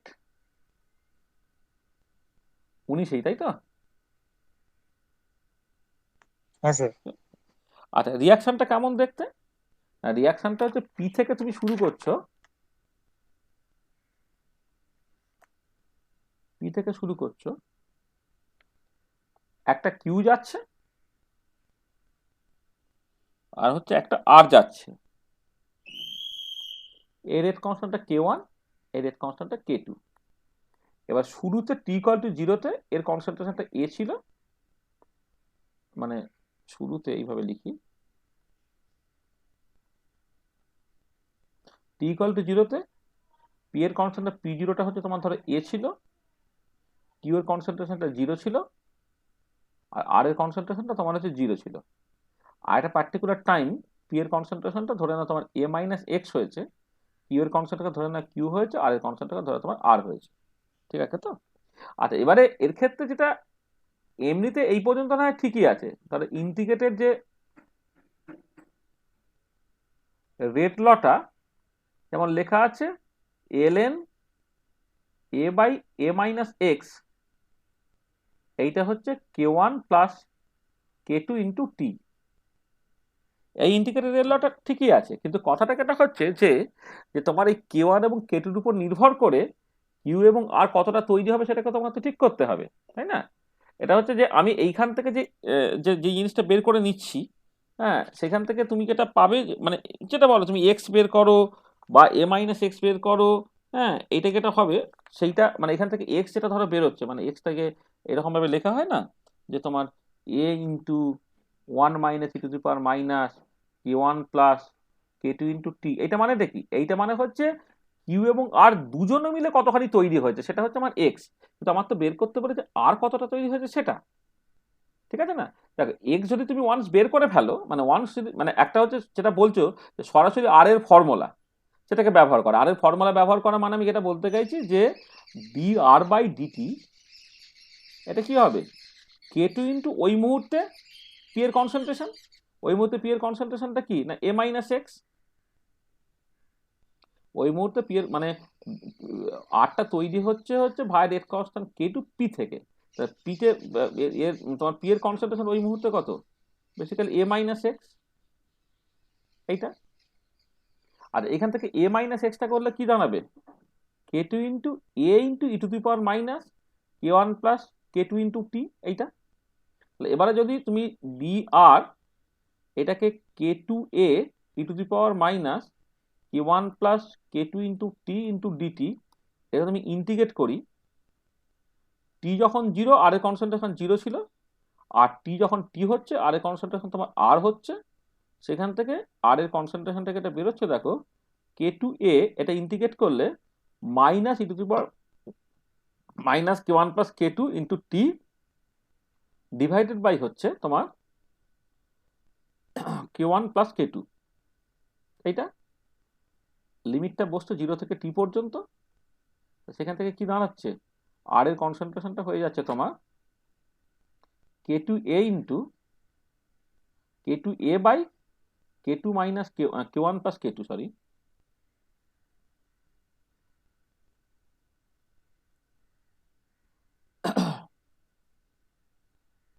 k2 a by k1 plus k2 into 1 - e to the power minus k1 plus k2 into T. This should be the answer, তাই তো? হ্যাঁ স্যার। এটা হওয়া উচিত। এবার অবশ্যই এটা নয়, বুঝতেই পারছো। তাহলে দেখো এইটা যেটা দাঁড়াচ্ছে যে এই পার্টটা যদি তুমি ক্যালকুলেট করে নাও, এই পার্টটা ইজ নাথিং বাট এইটা বাদ দিয়ে যেটা হচ্ছে সেটা, তার মানে এইটা যদি তুমি অলরেডি করেই ফেলো তো আর এর কনসেন্ট্রেশনটা হবে k2 by k1 plus k2 into যেটা বলা আছে সেইটা এক্সটা। এবারে এই যে এক্সটা তোমার বের করে দেওয়া আছে, এবার তুমি k1 এবং k2 ভ্যালু বলে দেওয়া আছে সেটাকে বসিয়ে দাও, বসিয়ে দিলে তুমি পুরো জিনিসটা পেয়ে যাবে, মানে সরাসরি এখানেও বসাতে পারো তুমি। আর যেহেতু উত্তরের মধ্যে অলরেডি এক্সটা করা আছে, তাহলে তুমি k2 by k1 plus k2 করে দাও, k2টা যেখানে 15 into 10 to the power minus 2, আর এই যে 15 into 10 to the power minus 2 divided by k1 plus k2 করলে হচ্ছে 5 into 10 to the power minus 2, মানে মানে এটা হচ্ছে 5 প্লাস মানে 20 into 10 to the power minus 2 into x, তার মানে বেসিক্যালি হচ্ছে তোমার যেটা উত্তরটা বেরিয়ে আছে তার সঙ্গে তোমাকে গুণ করে দিচ্ছে 0.75 গুণ করে দিচ্ছে, বা 3/4 হচ্ছে গুণ করে দিতে হচ্ছে। তো এটা হচ্ছে 3/4 ইন্টু এটা সরি এটা এক্স, আর 3/4 ইন্টু এক্সটা অলরেডি ক্যালকুলেট করা আছে কত না 3.46, যদি এটা ঠিক করা থাকে আর কি 3.46, এইটা এত তোমার মোলপাল লিটার করে দেখে নিলে কত বেরোচ্ছে। হুম, মানে এটা হচ্ছে তোমার 3.46 কে 0.75 দিয়ে গুণ করো, গুণ করে যেটা বেরোবে this should be the answer.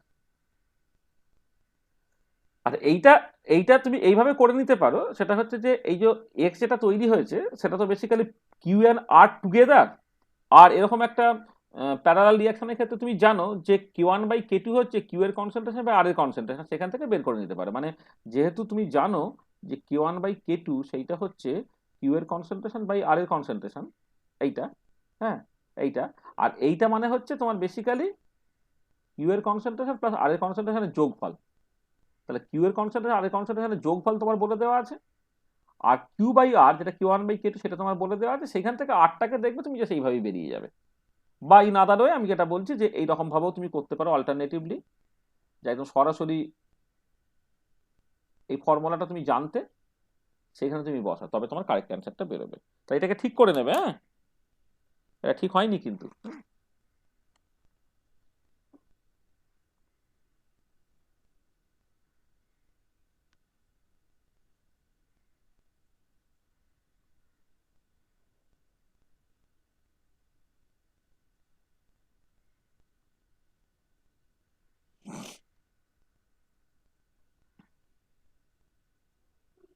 Sir এরপরে গেট 2016-তে একটা আছে। হুম। এই উত্তরটা কত বেরোলো ঠিক করে না? স্যার 2.59। 2.59 হচ্ছে, তাই তো?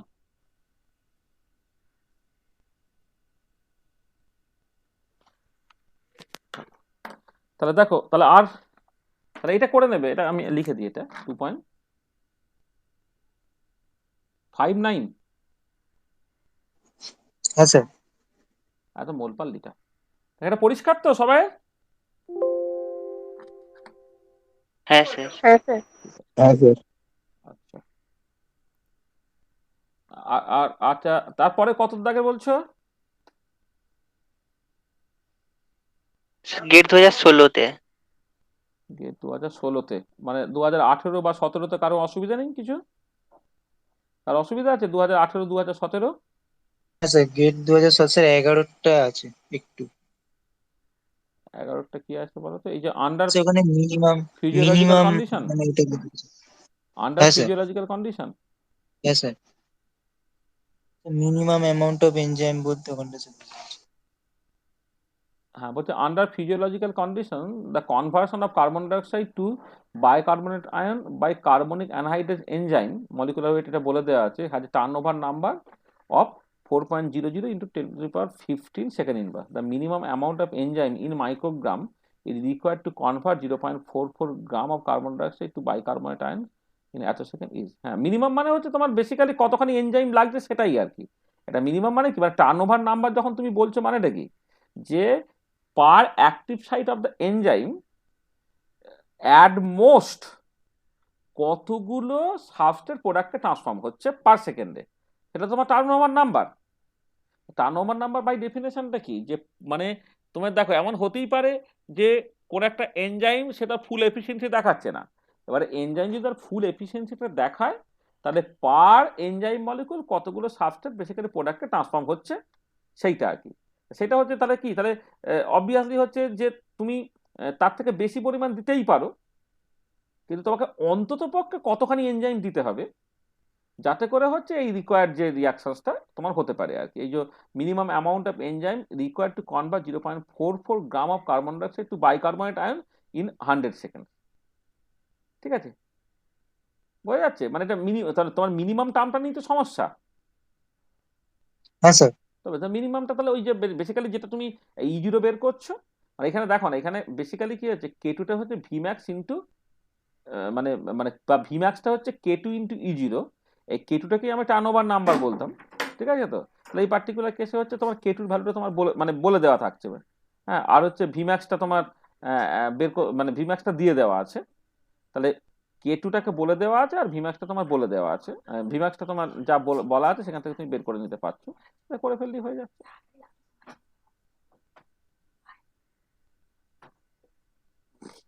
ঠিক আছে,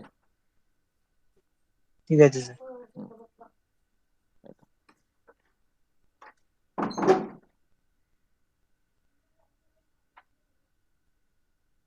কোনো অসুবিধা নাই তো? হ্যাঁ স্যার, ঠিক আছে। আচ্ছা, কোনটা পরে 2016-এ বললে তাই তো? 2016 কোনটা? স্যার একটা রিঅ্যাকশন আছে, A reversible B is the first order of both direction, the forward and reverse. আচ্ছা, এইটা এখন পারবে না, এটা হচ্ছে রিল্যাক্সেশন মেথডের অঙ্ক, এটা হচ্ছে বিএসসি সিলেবাসে নেই। আমাদের দেবে বইয়ে, মানে চ্যাপ্টার 4 বা চ্যাপ্টার 5-এ ওই স্টাডি অফ ফার্স্ট রিয়াকশন, সেখানে রিল্যাক্সেশন মেথড আছে। হ্যাঁ, সেখানকার প্রবলেম আর কি, এটা তোমাদের বিএসসি সিলেবাসে নেই। পরেরটাও তো স্যার হবে তাহলে। হ্যাঁ, পরেরটা না, পরেরটা একটু ওয়েট করো। হ্যাঁ, মানে পরেরটা What is the সিলেবাসে আছে, absorption, sir? কিন্তু পরেরটা অ্যাডজর্পশনের প্রবলেম আর কি, হেটেরোজিনিয়াস ক্যাটালিসিস অ্যাডজর্পশন তার প্রবলেম, এটা আমরা বলে দেবো আর কি। মানে এটা ওই অ্যাডজর্পশন পার্টটা হয়ে যায়, তখন তুমি 15টায় করতে পারবে। স্যার 9টাও স্যার তাহলে 9টা হ্যাঁ হ্যাঁ, একই, 9টাও তাকি একই। মানে এই প্রবলেমগুলো খুব ইজি প্রবলেম, তুমি করবে। শুধু আমি এইগুলো হচ্ছে আমাদের আলাদা পার্টের মধ্যে আছে, অ্যাবজর্পশন পার্টটা হয়ে যাক তখন তুমি এটা পাবে। অ্যাবজর্পশন পার্টটা তারপরে 15তে 15 সেটা একটা পটেনশিয়াল এনার্জি দিয়ে করে সেটা একটা রিয়াকশনের কার্ভ আছে সেরকম। 15 করে কিছু নাই তো, স্যার ওটা 18 দাগ স্যার, ওটা আমারও পড়ে। এইটা এইটা এইটা হ্যাঁ এটা। হ্যাঁ হ্যাঁ। 18 স্যার, ওটা ও 18 আচ্ছা, পিডিএফ হ্যাঁ বুঝতে পারছি, এটা স্যার, হ্যাঁ। এটা The potential এটা আমার energy কপি আছে। versus reaction coordinate diagram for electron transfer reaction with rate constant K1, K2 and K3 are given below. The increasing order of rate constant is, হ্যাঁ এটা আসলে পরে শিখে যাবে এ করে। মানে ঠিক আছে, কোনো অসুবিধা কিছু নেই। মানে এটা হচ্ছে তুমি যেটা হবে, মানে এটা আসলে এমনিতে আমি আইডিয়া করে এখানে বলে দিতে পারবো, কিন্তু ইলেকট্রন ট্রান্সফার রিয়াকশন হচ্ছে পরে অ্যাকচুয়ালি আলোচনা করা হয়। ঠিক আছে, দেখো, the potential energy versus reaction coordinate diagram for the electron transfer reaction with rate constant K1, K2 and K3 are given below.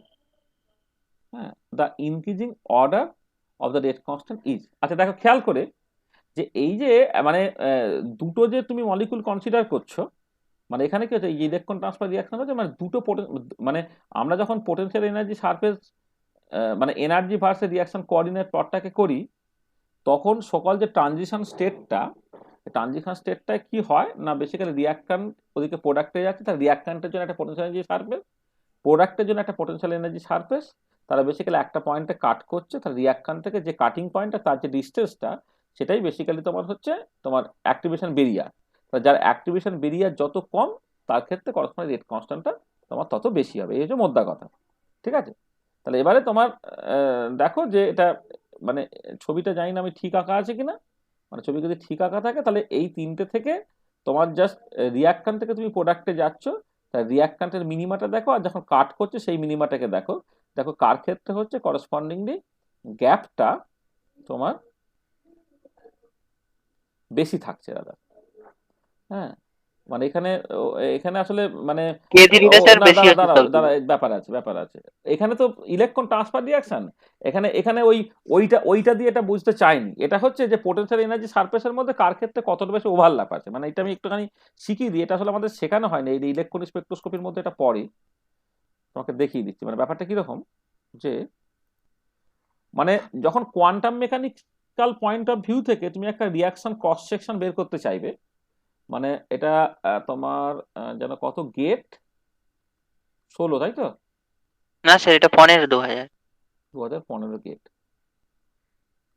আচ্ছা, মানে এটা হচ্ছে ওরকম নয় ব্যাপারটা। মানে ব্যাপারটা হচ্ছে যে তুমি জাস্ট, আমি তোমাকে শিখিয়ে দিচ্ছি, এটা পরে খুব ভালো করে হবে। আমি ফটোকেমিস্ট্রি বলানোর সময় তোমায় একটু বলেছিলাম যে দেখো তুমি, আমি ওখানে মেনলি কি কথাটা বলেছিলাম, যে তোমার ওই ফ্র্যাঙ্ক কন্ডন প্রিন্সিপাল বলে একটা প্রিন্সিপাল বলেছিলাম, মনে আছে? Franck Condon principle. হ্যাঁ স্যার। হ্যাঁ, তাহলে ফ্র্যাঙ্ক কন্ডন প্রিন্সিপালের ক্ষেত্রে মানে আমি জাস্ট তোমাকে শুধু স্টেটমেন্টটাকে বলেছিলাম যে electronic transition is vertical transition. তাহলে electronic transition is vertical transition, তাহলে ইলেকট্রনিক ট্রানজিশন যে ভার্টিক্যাল ট্রানজিশন, এবারে এই ফ্র্যাঙ্ক কন্ডন প্রিন্সিপালটাকে জেনে তোমার লাভটা কি হয়? লাভটা হচ্ছে যে যে রিয়াকশন ক্রস সেকশনটা বেসিক্যালি তুমি বের করতে পারো। মানে ব্যাপারটা আমি জাস্ট একটু বুঝিয়ে বলি, যে ধরো তোমার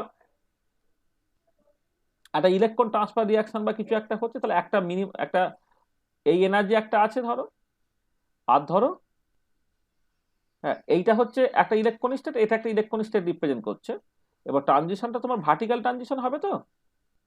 আর এবারে যদি এইখানে এই যে পোটেনশিয়াল এনার্জিগুলো, মানে মানে আমি বলছি যে একটা ইলেকট্রনিক স্টেটের মধ্যে যে সমস্ত ভাইব্রেশনাল লেভেলগুলো আছে, সেই ভাইব্রেশনাল লেভেলের প্রবাবিলিটি ডিস্ট্রিবিউশনগুলো এরকম দেখতে, গ্রাউন্ড স্টেটটা এরকম দেখতে, এক্সাইটেড স্টেটটা হচ্ছে এরকম দেখতে, এইটা।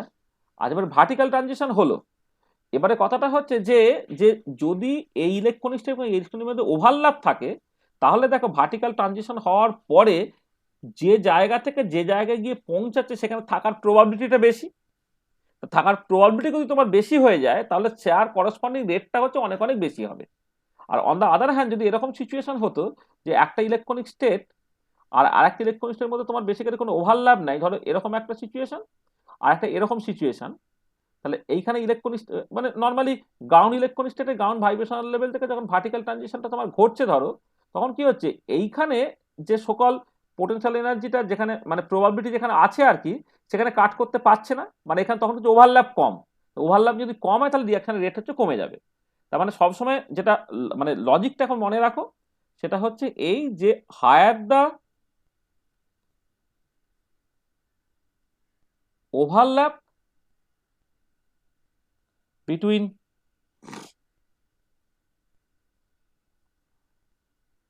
two electronic state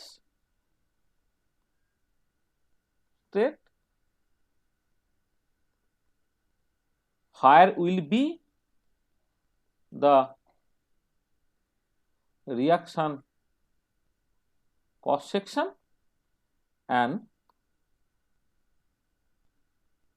higher will be the rate of the reaction. হ্যাঁ, তাহলে দুটো ইলেকট্রনিক স্টেটের মধ্যে যত ভালো ওভারল্যাপ থাকবে তত ভালো রিয়াকশন কোঅর্ডিনেট হবে। হ্যাঁ, তত ভালো রিয়াকশন ক্রস সেকশন হবে। মানে আসলে যেটা পরে ওই মাইক্রোস্কোপিক রিয়াকশন ডায়নামিক্সের কোশ্চেন, এটা মাইক্রোস্কোপিক পয়েন্ট অফ ভিউ থেকে যখন তুমি রিয়াকশনের রেট তুমি বুঝতে চাইবে, তখন যেটা খেয়াল রাখতে হবে যে সেই রিয়াকশনগুলি ঘটবে যেখানে হচ্ছে তোমার একটা ইলেকট্রনিক স্টেটের মধ্যে আর একটা ইলেকট্রনিক স্টেটের মধ্যে ভালো ওভারল্যাপ আছে। এবারে দেখো এই যে এটা তুমি দেখতে পাচ্ছ মানে মানে তিনটেকে ছবি দেওয়া আছে K1 K2 এবং K3, পরিষ্কার বুঝতে পারছো K3-র মধ্যে ওভারল্যাপ সবচেয়ে বেশি। মানে যদি ভার্টিক্যাল ট্রানজিশন করো, মানে এই যে আমি এখানে কি হচ্ছে যে যে তিনটে ছবি দেওয়া আছে, একটা ছবি হচ্ছে এরকম দেখতে, একটা একটা ছবি দেখতে হচ্ছে তোমার এরকম দেখতে, আর একটা ছবি হচ্ছে একদম এরকম ঘাট নিচে নিচে দেখতে পায়।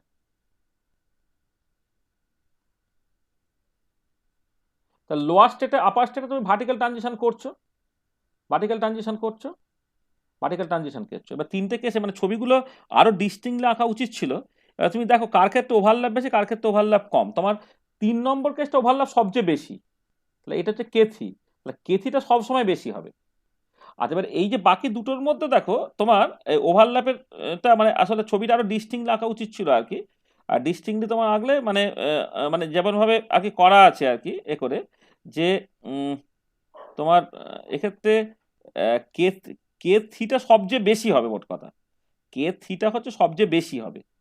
হ্যাঁ, কে থিটা হচ্ছে ওভারল্যাপ সবচেয়ে বেশি আছে, কে সবচেয়ে বেশি দেখো তোমার বেসিক্যালি বি এর অপশনটা আছে, বি এর option should be the correct answer, ডিটি নয় কিন্তু। মানে 1 আর 2 এই দুটো ছবির অন্তত যেভাবে আঁকা আছে, কোনটার ক্ষেত্রে ওভারল্যাপ বেশি কোনটার ক্ষেত্রে ওভারল্যাপ কম একটু বোঝা অসুবিধে।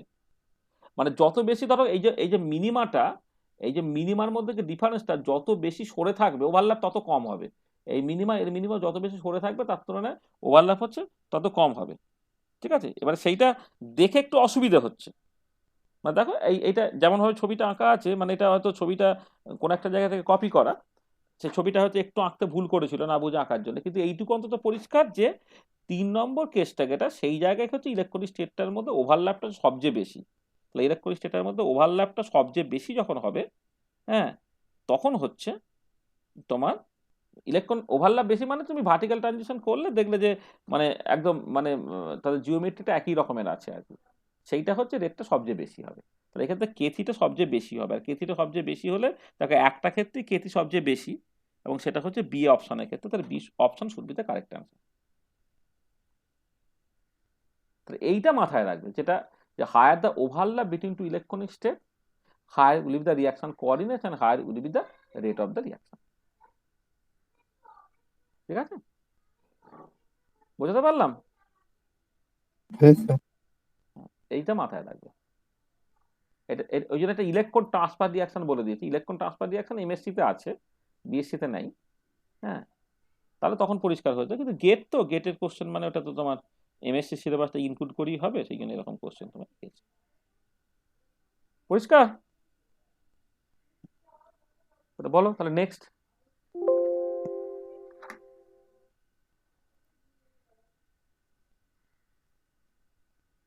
নেক্সট আর কোনটা? নেক্সট 2008 সালে আছে আমার একটা। 2008 সালে।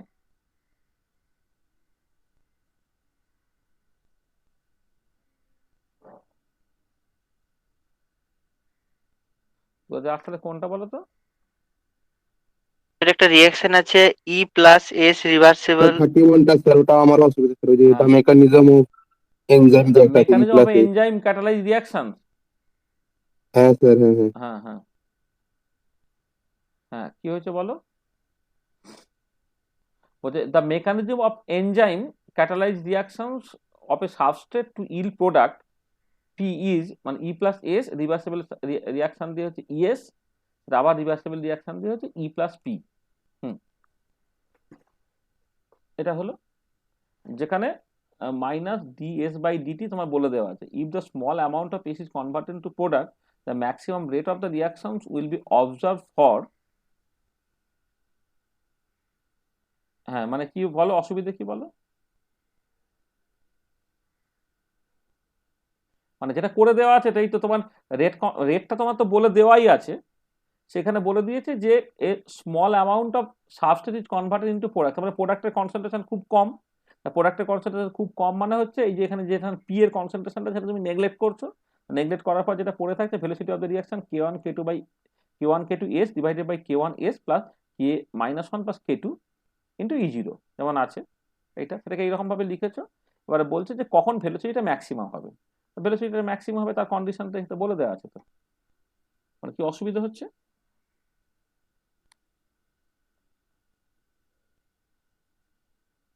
অসুবিধাটা কি বল?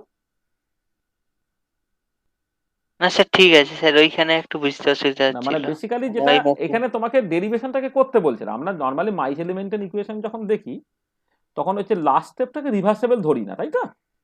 আচ্ছা, এবার লাস্ট স্টেপটা যদি রিভার্সেবল হয় তুমি কোষে দেখতেও পারো, এটাকে করে দেখে নিতে পারো। সেটা হচ্ছে -dS/dt, তার একটা এক্সপ্রেশন দিয়ে দেওয়া আছে। আর এবারে বলছে if A small amount of substance converted into product the maximum rate of the reaction will be observe for বলে 4টা অপশন দিয়েছে। তাহলে প্রথম কথা হচ্ছে প্রোডাক্টের কনসেন্ট্রেশন খুব কম তোমাকে বলেই দিচ্ছে। সেই জন্য নিউমারেটরে যে এই যে টার্মটা বা এখানে K-2 ইন্টু পিটা, এটাকে তুমি নেগলেক্ট করলে, নেগলেক্ট করে যাওয়ার পরে হচ্ছে ভেলোসিটি অফ দ্য রিঅ্যাকশন হচ্ছে এইটা দাঁড়ালো। ঠিক আছে। আচ্ছা, এবারে তোমার যেটা ব্যাপার হচ্ছে যে কোন কন্ডিশনে এই ভেলোসিটিটা ম্যাক্সিমাম হবে সেটাকে করার জন্য ওই উপরে K2S divided by S into K-1 plus K2 by K1 এইভাবে লেখা হয়েছে।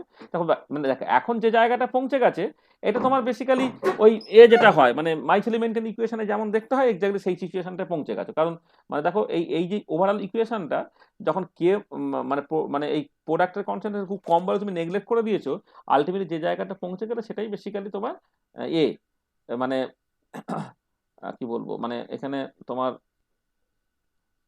এখানে হচ্ছে এখানে K2 E0টাকে লেখে নি, মানে E0টা এখানে একটা ছিল মানে এই যে সেকেন্ড স্টেপে এখানে E0টা মিস হয়ে গেছে। হ্যাঁ, E0টা থাকবে। হ্যাঁ, এখানে একটা এই যে E0 যে পার্টটা, E0 পার্টটা যেমন আছে থাকবে আর কি। মানে K1 দিয়ে তুমি ভাগ করলে K2 E0 into S divided by S plus এটাই হচ্ছে মাইকেলিস কনস্ট্যান্ট Km এইটা। এবারে ভেলোসিটি উইল বি ম্যাক্সিমাম যখন কি হবে, যখন হচ্ছে তোমার যখন হচ্ছে এই এসটা হচ্ছে হিউজ। হ্যাঁ, সাবস্ট্রেট কনসেন্ট্রেশন হিউজ হবে আর কি।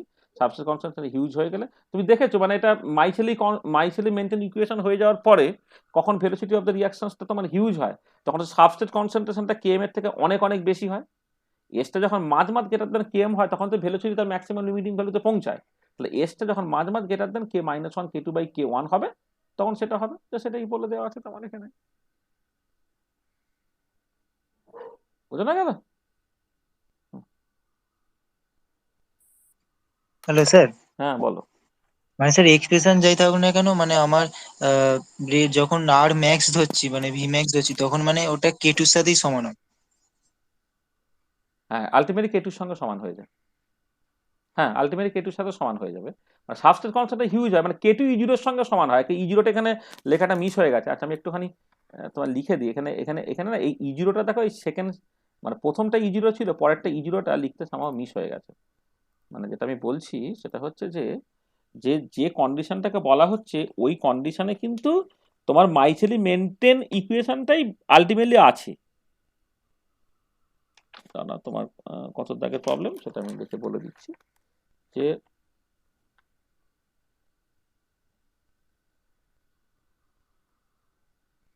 গেট 2008-এ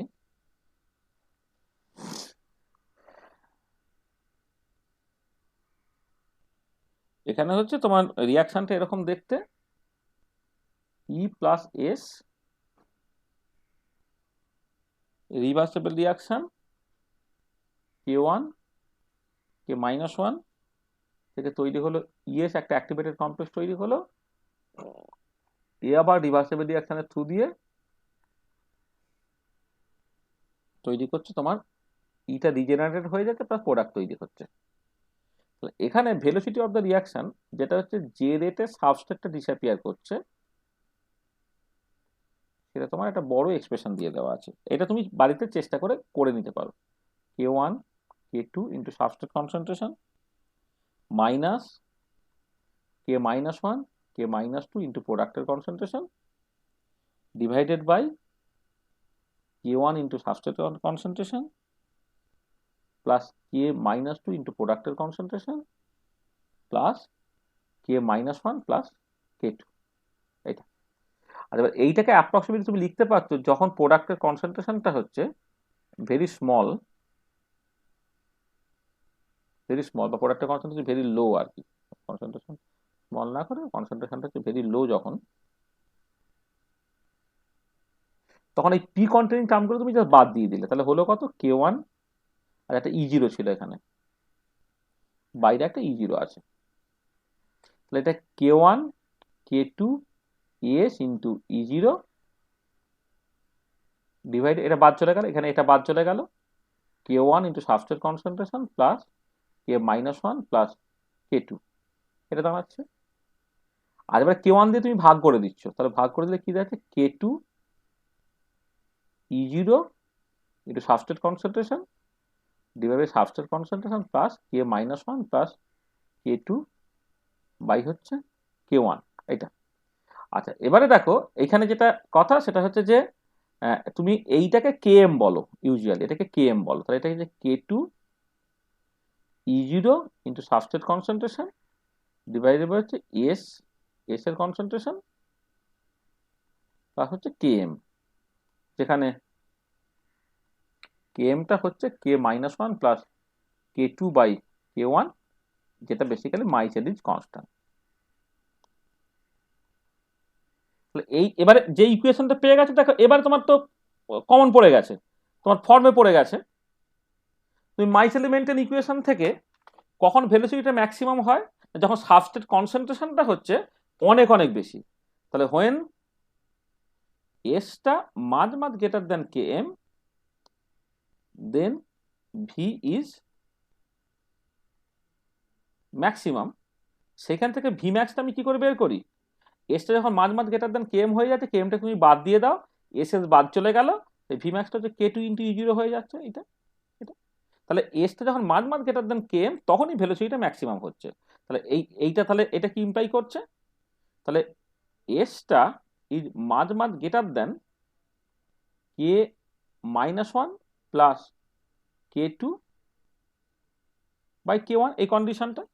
এবার এখানে তোমার যে উত্তর অপশনগুলো দেওয়া আছে সেখানে K1টা এখানে তোমার গুণ করে দেওয়া হয়েছে, K1টা এখানে গুণ করে দিলে এটা দাঁড়াচ্ছে এইখানে K1 হয়ে গেল, তখন আর এই নিচটাকে লেখার দরকার পড়লো না। তাহলে এই কন্ডিশনটা যখন স্যাটিসফাইড হবে তখন ভেলোসিটি অফ দ্য রিয়াকশনটা ম্যাক্সিমাম হবে, সেই অপশন তোমার দেওয়া আছে, সেই অপশনটাই হচ্ছে তোমার বি অপশনটাই হচ্ছে কারেক্ট অ্যান্সার। বোঝানো গেল?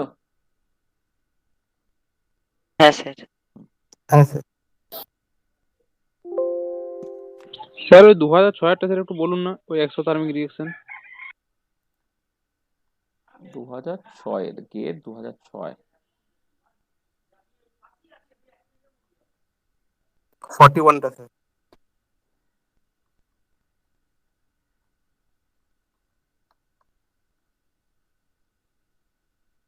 কনসিডার এক্সোথার্মিক রিঅ্যাকশন এইটা, হ্যাঁ স্যার। আচ্ছা কনসিডার এক্সোথার্মিক রিঅ্যাকশন এ থেকে I K1 K-1 as the temperature increases তখন কি হবে দেখো, তাহলে আমি এটা খুব ভালো কোশ্চেন, অনেক কিছু তোমার এখান থেকে জানা যায় আর কি।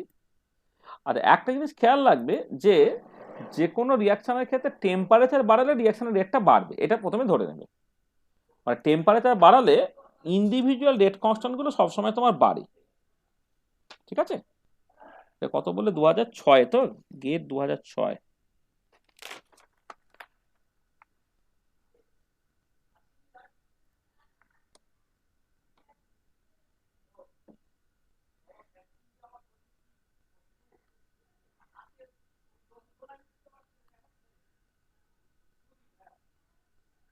গেট 2006।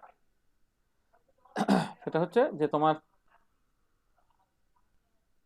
পলিয়নটা হচ্ছে এরকম একটা রিয়াকশনের কথা বলা হয়েছে, এ ওই রিভার্সেবল দিয়ে তোমার আই তৈরি হচ্ছে, এইটা হচ্ছে K1, এটা হচ্ছে K-1 নাকি, K-1।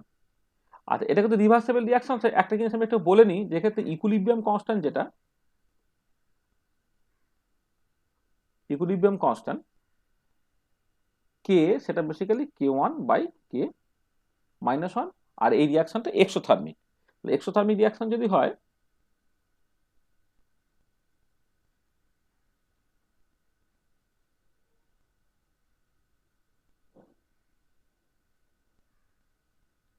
মানে ইচ্ছা করে এটা আঁকছি আর কি, তোমার এদিকে যদি একটা পোটেনশিয়াল এনার্জি তুমি আঁকো, আর এদিকে যদি রিয়াকশন কোঅর্ডিনেট তুমি প্লট করো, তাহলে রিয়াকট্যান্ট থেকে প্রোডাক্ট তোমার বেশি স্টেবিলিটি পাচ্ছে একটা এক্সোথার্মিক রিয়াকশনের ক্ষেত্রে। আচ্ছা, এইটা হচ্ছে রিয়াকট্যান্ট,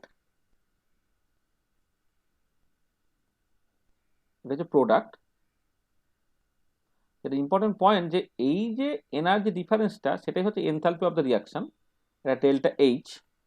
এই এক্সোথার্মিক রিয়াকশনের ডেল্টা এইচটা লেস দ্যান 0, এটা মাথায় রাখবে। আর এটা হচ্ছে ট্রানজিশন স্টেট। টেম্পারেচার যখন বাড়াচ্ছ, তাহলে মোর অ্যান্ড মোর রিয়াক্টেন্ট প্রোডাক্টে যেমন আসতে চাইবে, প্রোডাক্ট থেকে আবার রিয়াক্টেন্ট একই রকম ভাবে আসতে চাইবে। তাহলে উইথ ইনক্রিজিং টেম্পারেচার আরইনিয়াস ইকুয়েশন তোমায় কি বলবে? হ্যাঁ, K1 K-1 বোথ ইনক্রিজ। এটা কোথা থেকে পাবে না, এটা তুমি দেখো ফ্রম আরইনিয়াস ইকুয়েশন, যেটা বলে দিচ্ছে কোন একটা রেট কনস্ট্যান্ট হচ্ছে A e⁻⁻RT। তো তাহলে K1 হলে তাহলে A1 e⁻1/RT, আর K-1 হলে A-1 e⁻1/RT। তাহলে দুটো ইকুয়েশন থেকে তুমি পরিষ্কারভাবে দেখো যে টেম্পারেচার বাড়ালে K1 আর K-1 বাড়বে। আর এবারে K1/K-1 বাড়বে কি কমবে, সেটা নির্ভর করবে এই ভ্যান ডপ ইকুয়েশন থেকে। ভ্যান ডপ ইকুয়েশনটা কি না, dln K/dt, সেটা হচ্ছে ডেল্টা H/RT², এটা ভ্যান ডপ ইকুয়েশন। আর এবারে এইটা লেস দ্যান 0 হচ্ছে কার জন্য না, ফর এক্সোথার্মিক রিয়াকশন। একটা এক্সোথার্মিক রিয়াকশনের জন্য ডেল্টা এইচ তো নেগেটিভ, ডেল্টা এইচটা নেগেটিভ বলে তোমার এই ডেল্টা এইচ নেগেটিভ বলে ওভারঅল জিনিসটা নেগেটিভ হয়ে গেল কোন একটা এক্সোথার্মিক রিয়াকশনের জন্য। তাহলে দেখো dln K/dt যদি নেগেটিভ হয়ে যায়, তার মানে কি with increasing temperature ln K as well as K decreases, তার মানে K1/K-1 decreases। তখন আমি লাসাতিলিয়ার প্রিন্সিপাল পড়েছিলাম বা কেমিক্যাল ইকুইলিব্রিয়াম পড়েছিলাম, সেখানে ভ্যান ডপ ইকুয়েশন করা হয়েছিল। তাহলে এক্সোথার্মিক রিয়াকশনের ক্ষেত্রে টেম্পারেচার বাড়ালে ইকুইলিব্রিয়াম কনস্ট্যান্ট কমবে, অর্থাৎ K1/K-1টা কমবে। তাহলে দেখো K1 আর K-1 দুজন বাড়বে, কিন্তু K1/K-1 সেটা হচ্ছে ডিক্রিজ করবে। এবার দেখো কোথায় আছে সেটা, ডি অপশনটা ইজ দ্য কারেক্ট অ্যান্সার। সম্রাট পরিষ্কার পুরো কথাটা? হ্যাঁ স্যার, বোঝা গেছে। স্যার হ্যাঁ বলো। স্যার বলছি K1 K-1 দুটোই যদি বাড়ে, মানে স্যার K1/K-1 মানে ওভারঅল চেঞ্জটা তাহলে বুঝতে পারি। ওভারঅল চেঞ্জ ওইটা দিয়ে বুঝতে হবে। মানে ইকুইলিব্রিয়াম কনস্ট্যান্ট হচ্ছে তোমার রেট কনস্ট্যান্টের রেশিও, এবারে কোনটা বেশি বাড়ছে কোনটা কম বাড়ছে সেটা দিয়ে তোমাকে বুঝতে হবে। মানে যার অ্যাক্টিভেশন বেরিয়ার বেশি হয়, তার ক্ষেত্রে একটা ইউনিট টেম্পারেচার বাড়ালে রেট অফ ইনক্রিজটা বেসিক্যালি বেশি হয়। মানে এটা তুমি মানে আমরা এরকম প্রচুর প্রবলেম করেওছি। ধরো দুটো রিয়াকশন কনসিডার করছো, একজনের অ্যাক্টিভেশন বেরিয়ার বেশি, একজনের অ্যাক্টিভেশন বেরিয়ারটা হচ্ছে কম। মানে আমি অন্যভাবে বলছি যে কোন একটা গিভেন টেম্পারেচারে কোন একজনের রেট কনস্ট্যান্ট বেশি, কোন একজনের রেট কনস্ট্যান্ট কম। যার রেট কনস্ট্যান্ট কম তার অ্যাক্টিভেশন বেরিয়ারটা বেশি। তুমি 10 ডিগ্রি সেন্টিগ্রেড বা 1 ডিগ্রি সেন্টিগ্রেড টেম্পারেচার বাড়ালে দুজনের ক্ষেত্রেই দেখবে যার ক্ষেত্রে রেটটা কম ছিল বা অ্যাক্টিভেশন বেরিয়ারটা বেশি ছিল তার ক্ষেত্রে পার্সেন্টেজ অফ ইনক্রিজটা হচ্ছে বেশি হয়। এক্ষেত্রে এটা দাঁড়াচ্ছে যে K1/K-1 পরিষ্কার এক্সোথার্মিক রিয়াকশনের ক্ষেত্রে ফরওয়ার্ড রিয়াকশনের যে অ্যাক্টিভেশন এনার্জি, ব্যাকওয়ার্ড রিয়াকশনের অ্যাক্টিভেশন এনার্জিটা বেশি। ব্যাকওয়ার্ড রিয়াকশনের অ্যাক্টিভেশন এনার্জি বেশি বলে একটা টেম্পারেচার বাড়ালে K1টা যতটা বাড়বে K-1টা তার থেকে বেশি বাড়বে। K1টা যতটা বাড়বে K-1 তার থেকে যদি বেশি বাড়ে তাহলে K1/K-1টা কি হবে, তোমার বেসিক্যালি কমে যাবে। বুঝতে পারলে? হ্যাঁ স্যার। এটা একটুখানি ভালো করে ভেবে নেবে যে দুটো রিয়াকশনস আছে, একজনের অ্যাক্টিভেশন এনার্জি E1, একজনের অ্যাক্টিভেশন E-1 বা E2। ধরে নাও E1 গ্রেটার দ্যান E2। তাহলে এবার টেম্পারেচারটা আমি একটা সার্টেন ভ্যালু চেঞ্জ করলাম বা বাড়ালাম, তাহলে কার ক্ষেত্রে পার্সেন্টেজ অফ ইনক্রিজটা বেশি হবে। একটুখানি ওই আর্নিয়াস ইকুয়েশন থেকে ভেবে দেখবে যে যার ক্ষেত্রে অ্যাক্টিভেশন বেরিয়ারটা বেশি ছিল তার ক্ষেত্রে পার্সেন্টেজ অফ ইনক্রিজটা হচ্ছে তোমার বেশি হবে। স্যার এটা আপনি করে দিয়েছিলেন আগের ক্লাসে। এটা করিয়ে দিয়েছিলাম বলছো। হ্যাঁ, তাহলে নেক্সট বলো। স্যার 52টা দেখবেন, 52টা 2005-এর, ওটা ওই যে প্ল্যাটিনাম সারফেসের একটা কোশ্চেন আছে। মানে hydrogen adsorption on platinum surface. 52 GATE কত? 2005 স্যার। 2005 উপরে হবে গো। না না, পরে আবার 2005 আবার শুরু হয়েছে। ওটা স্যার তো হবে না এখন, অ্যাডজর্পশন করছি 2005। ওই মানে এখানে মানে দেওয়া নেই মনে হয়, এটা অ্যাডজর্পশনের কোশ্চেন বলে মানে দেওয়া নেই, বুঝেছো? স্যার 51 ওই একই ব্যাপার, এই 53ও স্যার ওই একই। হ্যাঁ, মানে আমার কাছে যেটা আছে তার 53 না তোমার কাছে যেটা আছে তার 53? স্যার আপনার পিডিএফে আছে তো স্যার হ্যাঁ হ্যাঁ 52। হ্যাঁ হ্যাঁ হ্যাঁ, এটা এখানে যে 51 যেটা, হ্যাঁ ঠিকই বলেছো। 51টা কিন্তু এখানকার কোশ্চেন নয়, এটা মানে পরে অ্যাডজর্পশন পড়ানো হলে তখন তুমি বুঝতে পারবে। 53ও তাই। স্যার 53 এটা স্যার 53। হ্যাঁ 53ও তাই। 54 রেসিডেন্স টাইম, হ্যাঁ এটা হচ্ছে আমাদের ওই অ্যাডজর্পশনের কোশ্চেন। 54টা হ্যাঁ 54ও অ্যাডজর্পশনের কোশ্চেন, 55ও অ্যাডজর্পশনের কোশ্চেন। এগুলো সব অ্যাডজর্পশনের কোশ্চেন। 56 হ্যাঁ বললাম তো 56ও অ্যাডজর্পশনের কোশ্চেন। লাস্টের গুলো সব অ্যাডজর্পশন চ্যাপ্টার থেকে সব আছে স্যার। হ্যাঁ হ্যাঁ হ্যাঁ, অ্যাডজর্পশনটা পড়িয়ে দেবো। মানে এই আমি তোমার একটা সন্ধ্যাবেলা এই সপ্তাহ থেকে ক্লাস নেওয়ার কথা। আমি ওই গত সপ্তাহে তো 2-3 দিন ক্লাস নিতে পারিনি, সব মঙ্গল বুধ বৃহস্পতি শুক্র এটা। তো এটা পৌডমি ম্যানেজ করেছিল অনেকটা। ওই ওই ওই 2-3টে ক্লাস তবুও হয়নি আর কি, সেগুলো একটুখানি ম্যানেজ করে দিই, করে এই সপ্তাহতেই একটা টাইম দেবো যেখানে অ্যাডজর্পশন পড়ানো হবে। ওখানে ইলেকট্রিক্যাল প্রপার্টিজ মলিকুলস পড়ানো হচ্ছে, তো ইলেকট্রিক্যাল প্রপার্টিজ মলিকুলস আর একদিন লাগবে। তাহলে ওই সময়টাতে যদি অ্যাডজর্পশন পড়াই তাহলে মলিকুলার স্পেকট্রোস্কোপিটা কোনো একদিন সন্ধ্যাবেলা পড়াবো। আর যদি ওই ক্লাসটাতে তোমার মানে পড়াই মলিকুলার স্পেকট্রোস্কোপি পড়াই, তাহলে অ্যাডজর্পশনটা তোমার ধরো সোম মঙ্গল বুধ বৃহস্পতি এই 4টে সন্ধ্যার মধ্যে কোনো একটা সন্ধ্যা পড়াবো। সোম মঙ্গল বুধ বৃহস্পতি শুক্র এই 5টা সন্ধ্যার মধ্যে কোনো একটা সন্ধ্যা পড়াবো।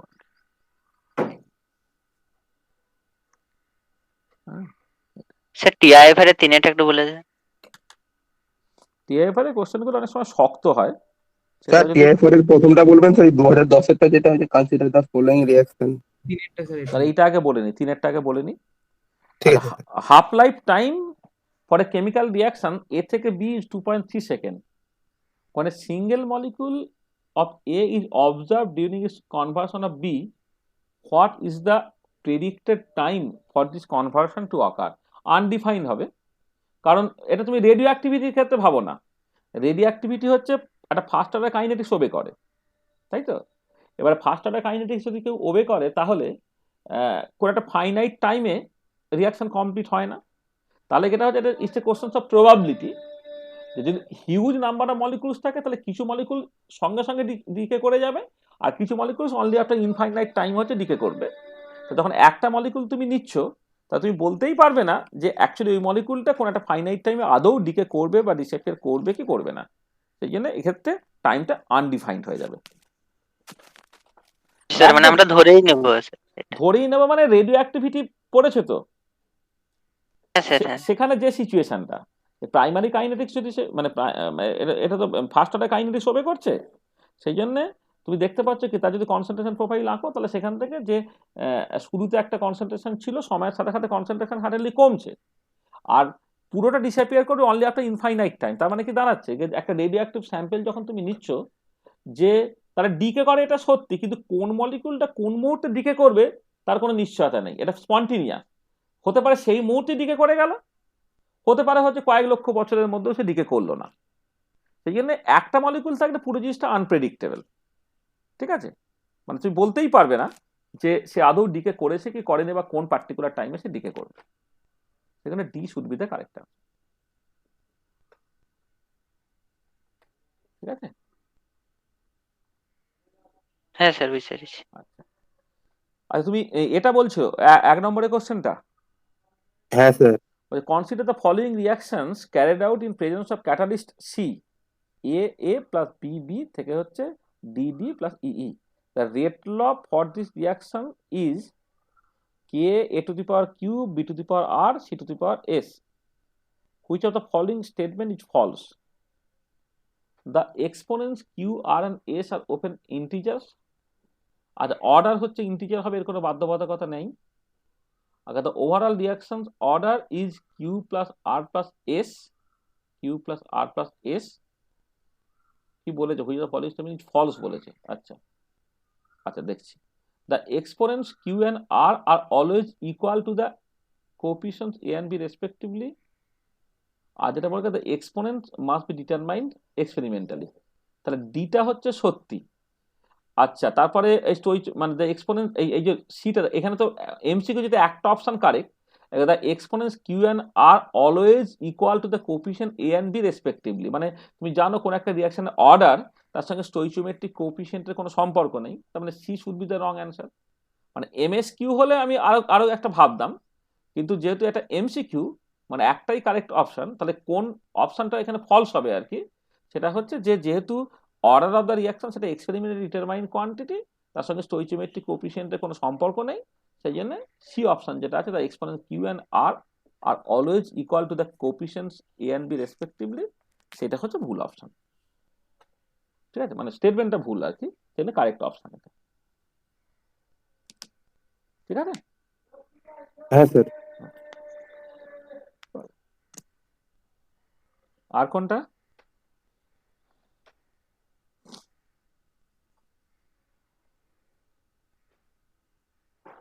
আচ্ছা 10-এরটা একটু দেখুন না।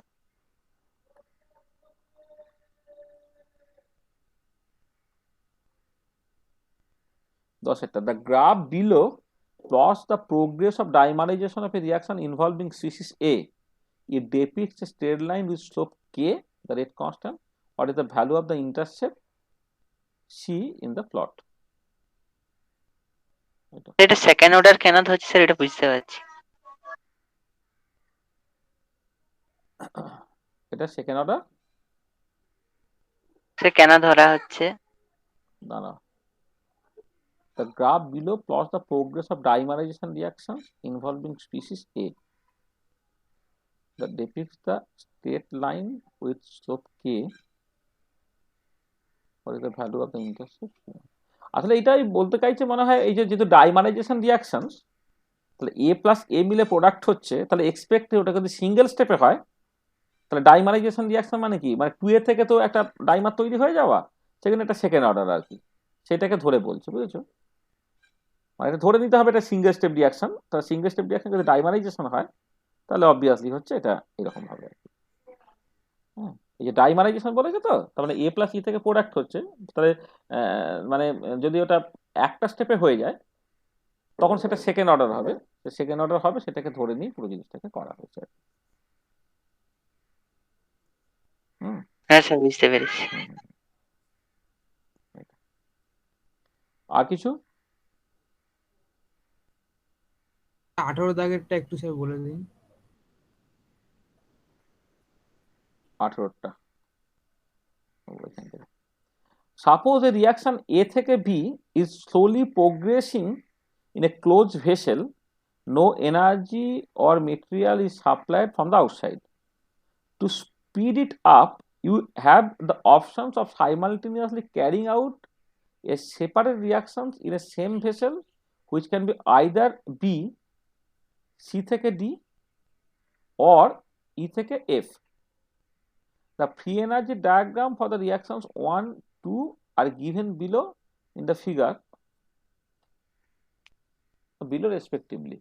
Which reactions would you choose to carry out the speed up A to B? Assume that the individual reactants C and D as well as product D and F do not interact in any way with A and B. দাঁড়া একবার একটু ভালো করে দেখি কি বলছে কোশ্চেনটা। এত বড় কোশ্চেন বাবা। সাপোজ এ রিয়াকশন এ থেকে বি স্লোলি প্রোগ্রেসিং, ঠিক আছে, আস্তে আস্তে ঘটছে, to in a close vessel, ভালো। To speed it up you have the option of simultaneously carrying out a separate reaction. আর এ থেকে বি এর সঙ্গে সি সি সি এ থেকে বি তার সঙ্গে সি থেকে ডি হচ্ছে, আর একটা হচ্ছে এ থেকে বি এর সাথে ই থেকে এফ হচ্ছে। তা free energy diagram for the reaction, হ্যাঁ বলে দিচ্ছে ফ্রি এনার্জি ডায়াগ্রাম বলে দিচ্ছে, হ্যাঁ হ্যাঁ। অ্যাজিউমিং দ্যাট দ্য করছে assume that the individual reactants CE as well as product D and F do not interact in any way with A or B. তাহলে C থেকে D হচ্ছে এইটা, E থেকে F হচ্ছে এইটা, কোনটা তুমি ব্যবহার করবে? ডিটা কেন হলো না স্যার? নাইদার উইল এফেক্ট বলো। স্যার ডিটা, স্যার ডিটাও তো স্যার হতো না না না না এখানে। না, মানে ব্যাপারটা হচ্ছে যেটা যেটা যেটা ইম্পর্টেন্ট পয়েন্ট হচ্ছে যে দেখো এই সেকেন্ড রিয়াকশনের জন্য ডেল্টা জিটা হচ্ছে নেগেটিভ, পরে প্রথমটার জন্য ডেল্টা জিটা হচ্ছে পজিটিভ, ঠিক আছে তো? তাহলে এইটা যদি ডেল্টা জি নেগেটিভ হয়, হ্যাঁ, তাহলে এরকম একটা এক্সপেকটেশন তোমার ছিল, সেটা হচ্ছে এই যে ধরো দুটো যে কাপেল রিয়াকশনের যে গল্পটা, মানে এ থেকে বি হচ্ছে সঙ্গে সঙ্গে হচ্ছে তুমি আরেকটা সাইমালটেনিয়াস সি থেকে ডি করছো। এবার ওভারঅল সিস্টেমের জন্য ডেল্টা জিটা মোর নেগেটিভ হয়ে যেত, ডেল্টা জি যদি মোর নেগেটিভ হয়ে যেত তাহলে যেটা হতো ইকুইলিব্রিয়াম কনস্ট্যান্টটা পাল্টাতো, রেট অফ দ্য রিয়াকশন পাল্টাবে না।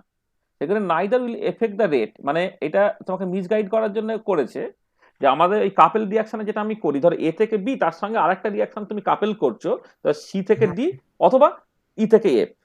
এবার সি থেকে ডি এর জন্য ডেল্টা জিটা যদি পজিটিভ হয় তাহলে ওভারঅল ডেল্টা জিটা কি হচ্ছে, তোমার আগে যে ভ্যালু ছিল তার থেকে কমে গেল।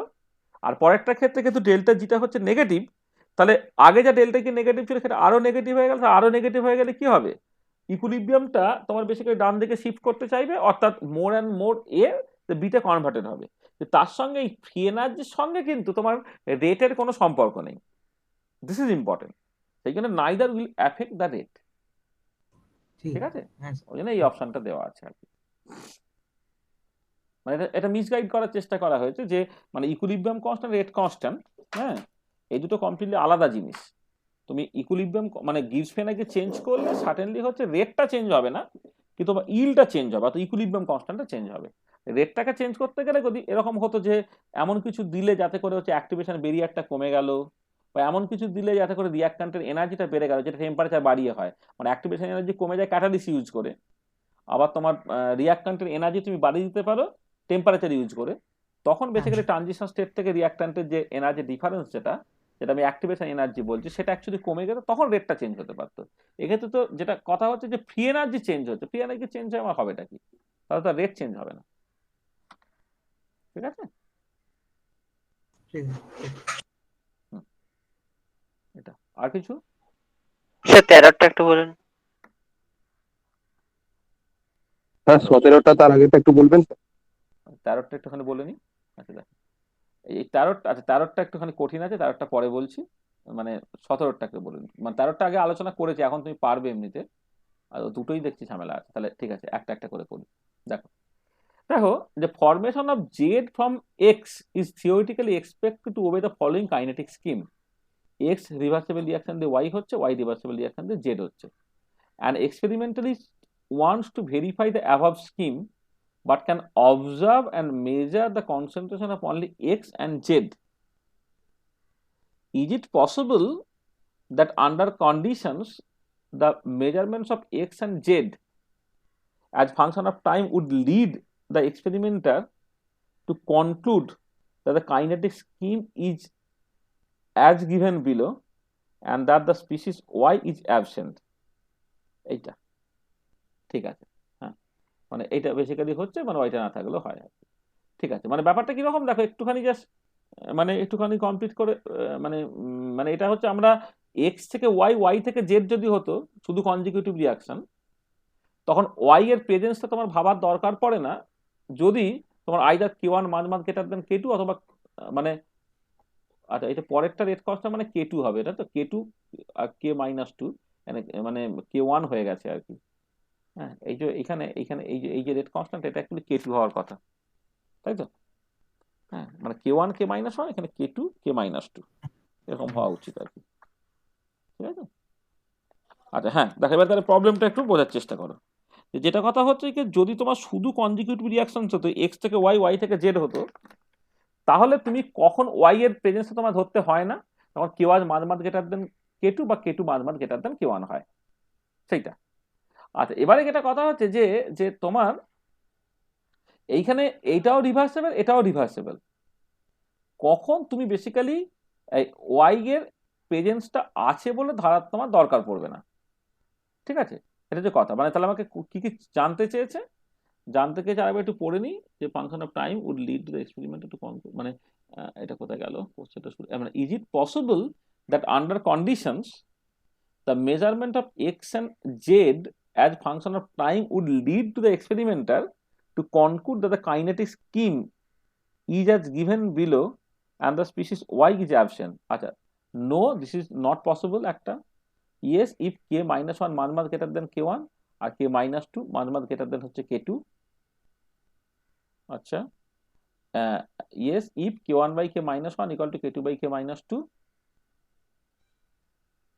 এটা যখন সমান হয়ে যাচ্ছে তখন yes, if y attains a steady state concentration during the experiment। এটা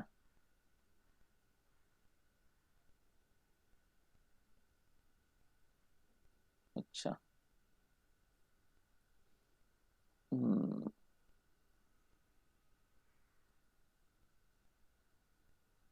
মানে এটা একটুখানি বলা একটু সমস্যা আর কি।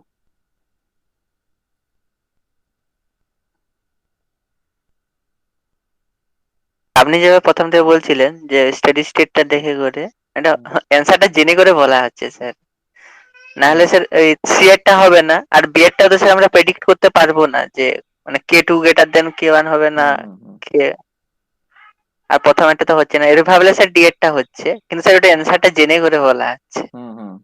সেটা বলছি, মানে এটা এই ধরনের রিয়াকশন, মানে এটা তো এই ধরনের রিয়াকশন তোমরা স্টাডি করিনি তো, আমরা যেগুলো যে ধরনের টিপিক্যাল প্রোটোটাইপ রিয়াকশন গুলোকে বলি, আমি মানে প্রবলেম হিসেবে এই ধরনের রিয়াকশন দিয়েছিলাম, এটা ওই হেস অ্যান্ড স্টেনফিল্ডের বইও ছিল বলে, কিন্তু এটা নিয়ে আমি ডিসকাস করিনি।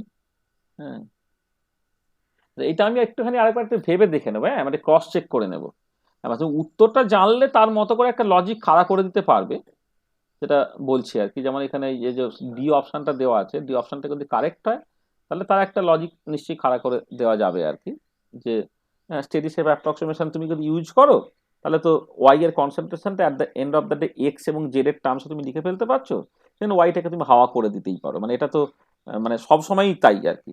মানে যখনই কোনো একটা ইন্টারমিডিয়েট থাকে যার জন্য স্টেডি স্টেট অ্যাপ্রক্সিমেশনটা ভ্যালিড, আমি আলটিমেটলি করি কি dy by dt equal to 0 করে ওয়াই এর কনসেন্ট্রেশনটাকে ভাগিয়ে দিই in terms of X and Z, তাহলে আলটিমেটলি রিয়াকশনটা তখন এক্স থেকে জেড হচ্ছে সেরকম টাইপের দেখতে হবে। ডি অপশনটা যদি কারেক্ট হয় তাহলে তার লজিক হচ্ছে এটা, সেটা কোনো অসুবিধা নেই। কিন্তু আরো অনেক ক্রিটিক্যাল কিছু ব্যাপার আছে কিনা আর কি, দেখা যাচ্ছে হয়তো মোর অ্যাকুরেট রেজাল্ট হয়তো সিটা হয়ে গেল কিনা ইত্যাদিগুলো, এটা তাহলে একবার কোষে দেখে নিতে হবে। হ্যাঁ, যে যদি সি অপশনটা যদি ঠিক হয় আর কি, তাহলে সেটা মিলে যাচ্ছে কিনা, এগুলো ব্যাপার আর কি।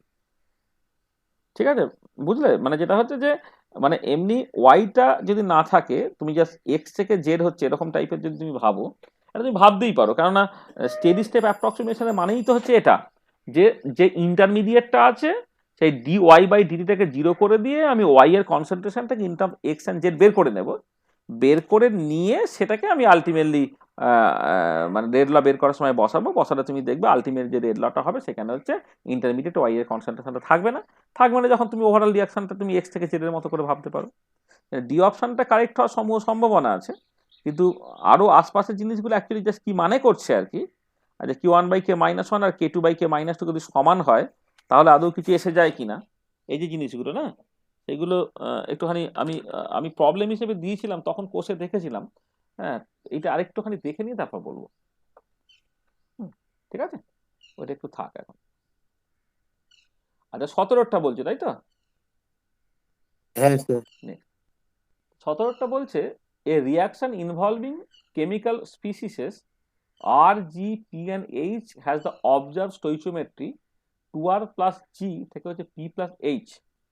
The experimentally observed rate equations for this reaction is equal to K R the square. Which of the following is a possible mechanism for the above reaction? ভালো, তাহলে তোমার 2R plus G থেকে P plus H হচ্ছে, এটা হচ্ছে actually রিয়াকশনটা, কিন্তু the experimentally observed rate equation for this reaction is K R the square. Which of the following is a possible mechanism for the reaction? এটা এটা একটুখানি কোষে দেখে নাও না, প্রত্যেকটা কেসের জন্য এই যে তোমাদের 4টে পসিবল মেকানিজম বলেছে, 4টে পসিবল মেকানিজমের জন্য তুমি জাস্ট একটুখানি কোষে দেখে নাও না, তাহলেই তো বুঝতে পারবে। আচ্ছা স্যার। আর প্লাস জি থেকে আই হচ্ছে এটাই হবে, মানে আটটাই তো শুধু আর ডিএসে থাকবে, আটটাতেও থাকবে না। হ্যাঁ, ব্যাপারটা হচ্ছে এইটা, হ্যাঁ রেট ডিটারমিনিং স্টেপে শুধুমাত্র তোমার 8টা থাকবে, এইটাই। হ্যাঁ মানে সেটাই হয়তো হবে, বা এটা কোষে দেখে নিতে হবে হয়তো, মানে সেটাই হয়তো হবে, ঠিকই বলছো। আর প্লাস আর থেকে তোমার একটা ইন্টারমিডিয়েট তৈরি, একটা স্লো, আর আইটা জি এর সঙ্গে রিয়াক্ট করে পুরোপুরি প্রোডাক্টে চলে গেল আর কি, সরাসরি করে।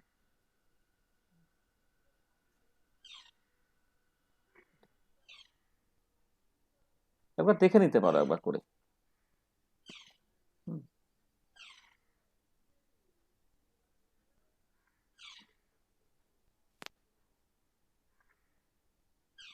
ফার্স্ট স্লো,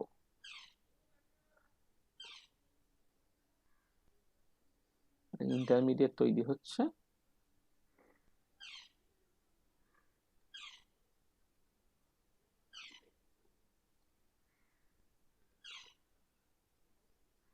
এটা স্লো এটা ফাস্ট, এখানে কে ওয়ান রেট কনস্ট্যান্ট ধরে, এটা কে টু রেট কনস্ট্যান্ট ধরে নাও, কে ওয়ানটা মাঝ লেস দেন কে টু ধরো, ধরে দেখো আলটিমেটলি কি জিনিস দাঁড়াচ্ছে। ধরো আমি একটা করে তোমাকে দেখিয়ে দিই, এটা এটা যদি করা সম্ভব, আর প্লাস আর থেকে আই,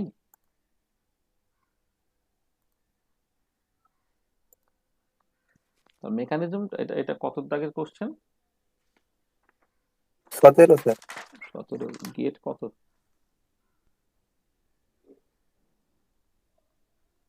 গেট কত? গেট নয়, এটা টিআই পা, সরি।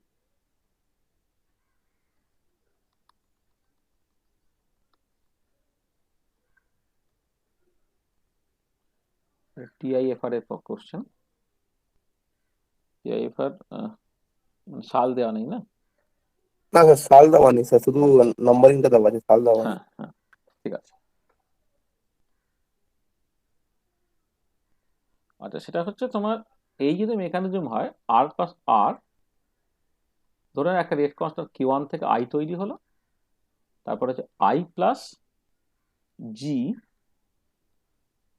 থেকে হচ্ছে পি প্লাস এইচ তৈরি হলো, ভাই রেট কনস্ট্যান্ট তোমার কে টু, এইটা স্লো বলছে, এটা ফাস্ট বলছে, এটা। তাহলে এবারে আইটা হচ্ছে ইন্টারমিডিয়েট, তো তাহলে steady step approximation for I যদি করি, D I by D T K one into R তার square minus K two into I এর কনসেন্ট্রেশন ইন্টু জি এর concentration, this is actually equal to 0। সেখান থেকে তুমি আই এর কনসেন্ট্রেশনটা পেয়ে গেলে কে ওয়ান আর তার square divided by K two into G এর কনসেন্ট্রেশন। আচ্ছা এবারে বের করতে বলে তোমার রেট অফ দ্য রিয়াকশন, তাই তো?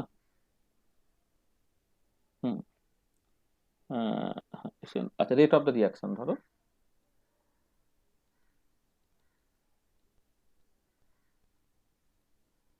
রেট অফ দ্য রিয়াকশন ধরো ভেলোসিটিটা, যদি যে কোনো একটা প্রোডাক্ট তৈরির রেসপেক্টে বলো, তুমি রেট অফ ফরমেশন অফ প্রোডাক্টের টার্মসে বলো, তো ধরো K2 ইন্টু আই এর কনসেন্ট্রেশন ইন্টু জি এর কনসেন্ট্রেশন, এইভাবে দেখো, মানে ডিপি বাই ডিটি বা ডিএইচ বাই ডিটি যে কোনো ভাবে তুমি লিখতে পারো, K2 ইন্টু আই এর কনসেন্ট্রেশন জি এর কনসেন্ট্রেশন, তাহলে K2 আই এর কনসেন্ট্রেশন হচ্ছে K1 আর তার square divided by K2 into G, একটা জি এর কনসেন্ট্রেশনটা আছে, তার জি সব কেটে চলে গেল, কে এটা হয়ে গেল কত, বেশি গেলে K1 ইন্টু আর তার স্কোয়ার হয়ে গেল, এখন দেখতে হয়ে গেল তোমার পরিষ্কার। তাই তো বলেছে যে তোমার experimental observe rate equation for this reaction হচ্ছে কি আর স্কোয়ার টাইপের দেখতে, তার মানে এই যে মেকানিজমটা প্রথমেই আমি ধরেছি সেটা হচ্ছে তোমার কারেক্ট মেকানিজম আর কি। তাহলে এইরকম ভাবে তুমি করে দেখে নিতে পারছো যে হ্যাঁ, যেটা মানে এটা হচ্ছে মানে যেটা ম্যাচ করছে, matches with the experimental observation, experimental অবজারভেশনের সঙ্গে পুরো ম্যাচ করে গেল।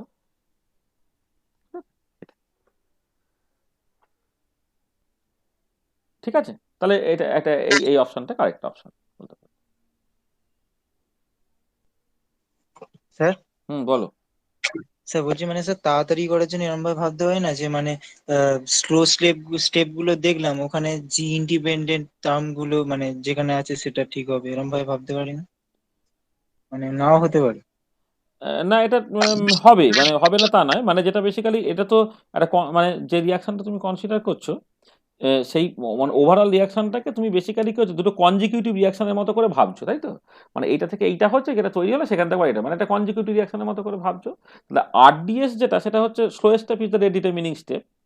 তাহলে স্লোয়েস্ট স্টেপে রিয়াক্ট্যান্ট হিসেবে তোমার বেসিক্যালি আর প্লাস আর থাকবে, এটা নয় দেখতে হবে। মানে ধরো এই যে স্লোয়েস্ট স্টেপ যেখানে যেখানে আছে, তুমি সেখানে দেখো যে যেখানে শুধু আর ইনভলভ থাকবে, this should be the correct answer, এবং শীতে সেটা হয়েছে। বাকি তিনটে অপশনের ক্ষেত্রে এটা নেই আর কি। আর সেটা তাড়াতাড়ি ভাবার জন্য সেইভাবে ভাবতে পারো তুমি একদমই। হ্যাঁ মানে আলটিমেটলি মানে এই যে কথাটা যেটা বলতে চাইছো আর কি, স্লোয়েস্ট স্টেপ ইজ দ্য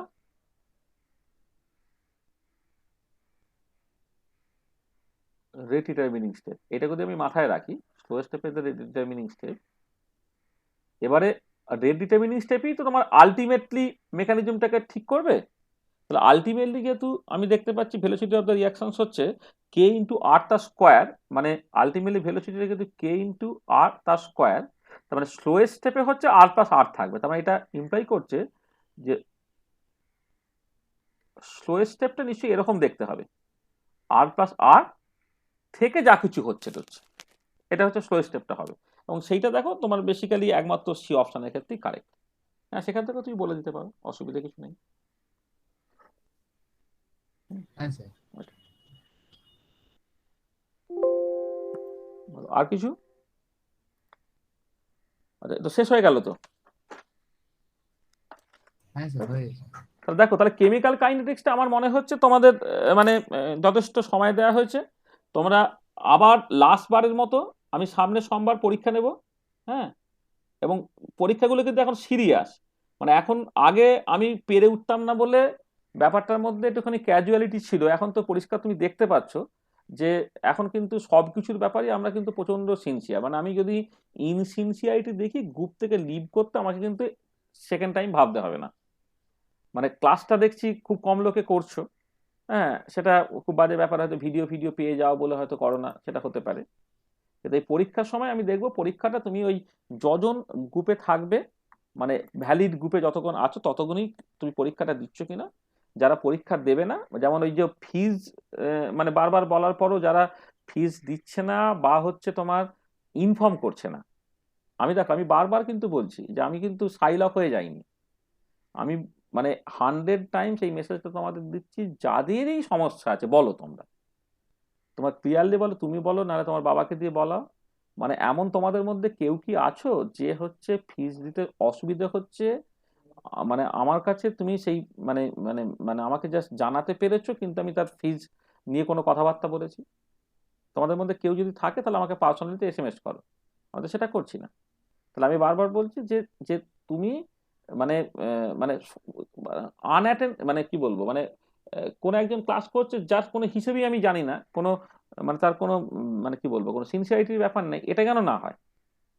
এটা তোমাকে গ্যারেন্টি করতে হবে যে প্রত্যেকটা মানে 20টা ছেলে যদি থাকে, তা 20টা ছেলে কেন অথেন্টিক ছেলে হয়, যে হ্যাঁ সে আমার সাথে আমাকে জানিয়েছে বা ইনফর্ম করেছে বা তার ব্যাপারে আমি সবকিছু জানি টানি ইত্যাদি ইত্যাদি আর কি। ঠিক আছে, এটা কেন মানে গ্যারেন্টেড হয়, এটা মাথায় রাখতে হবে। হ্যাঁ, এটাকে ডিলিট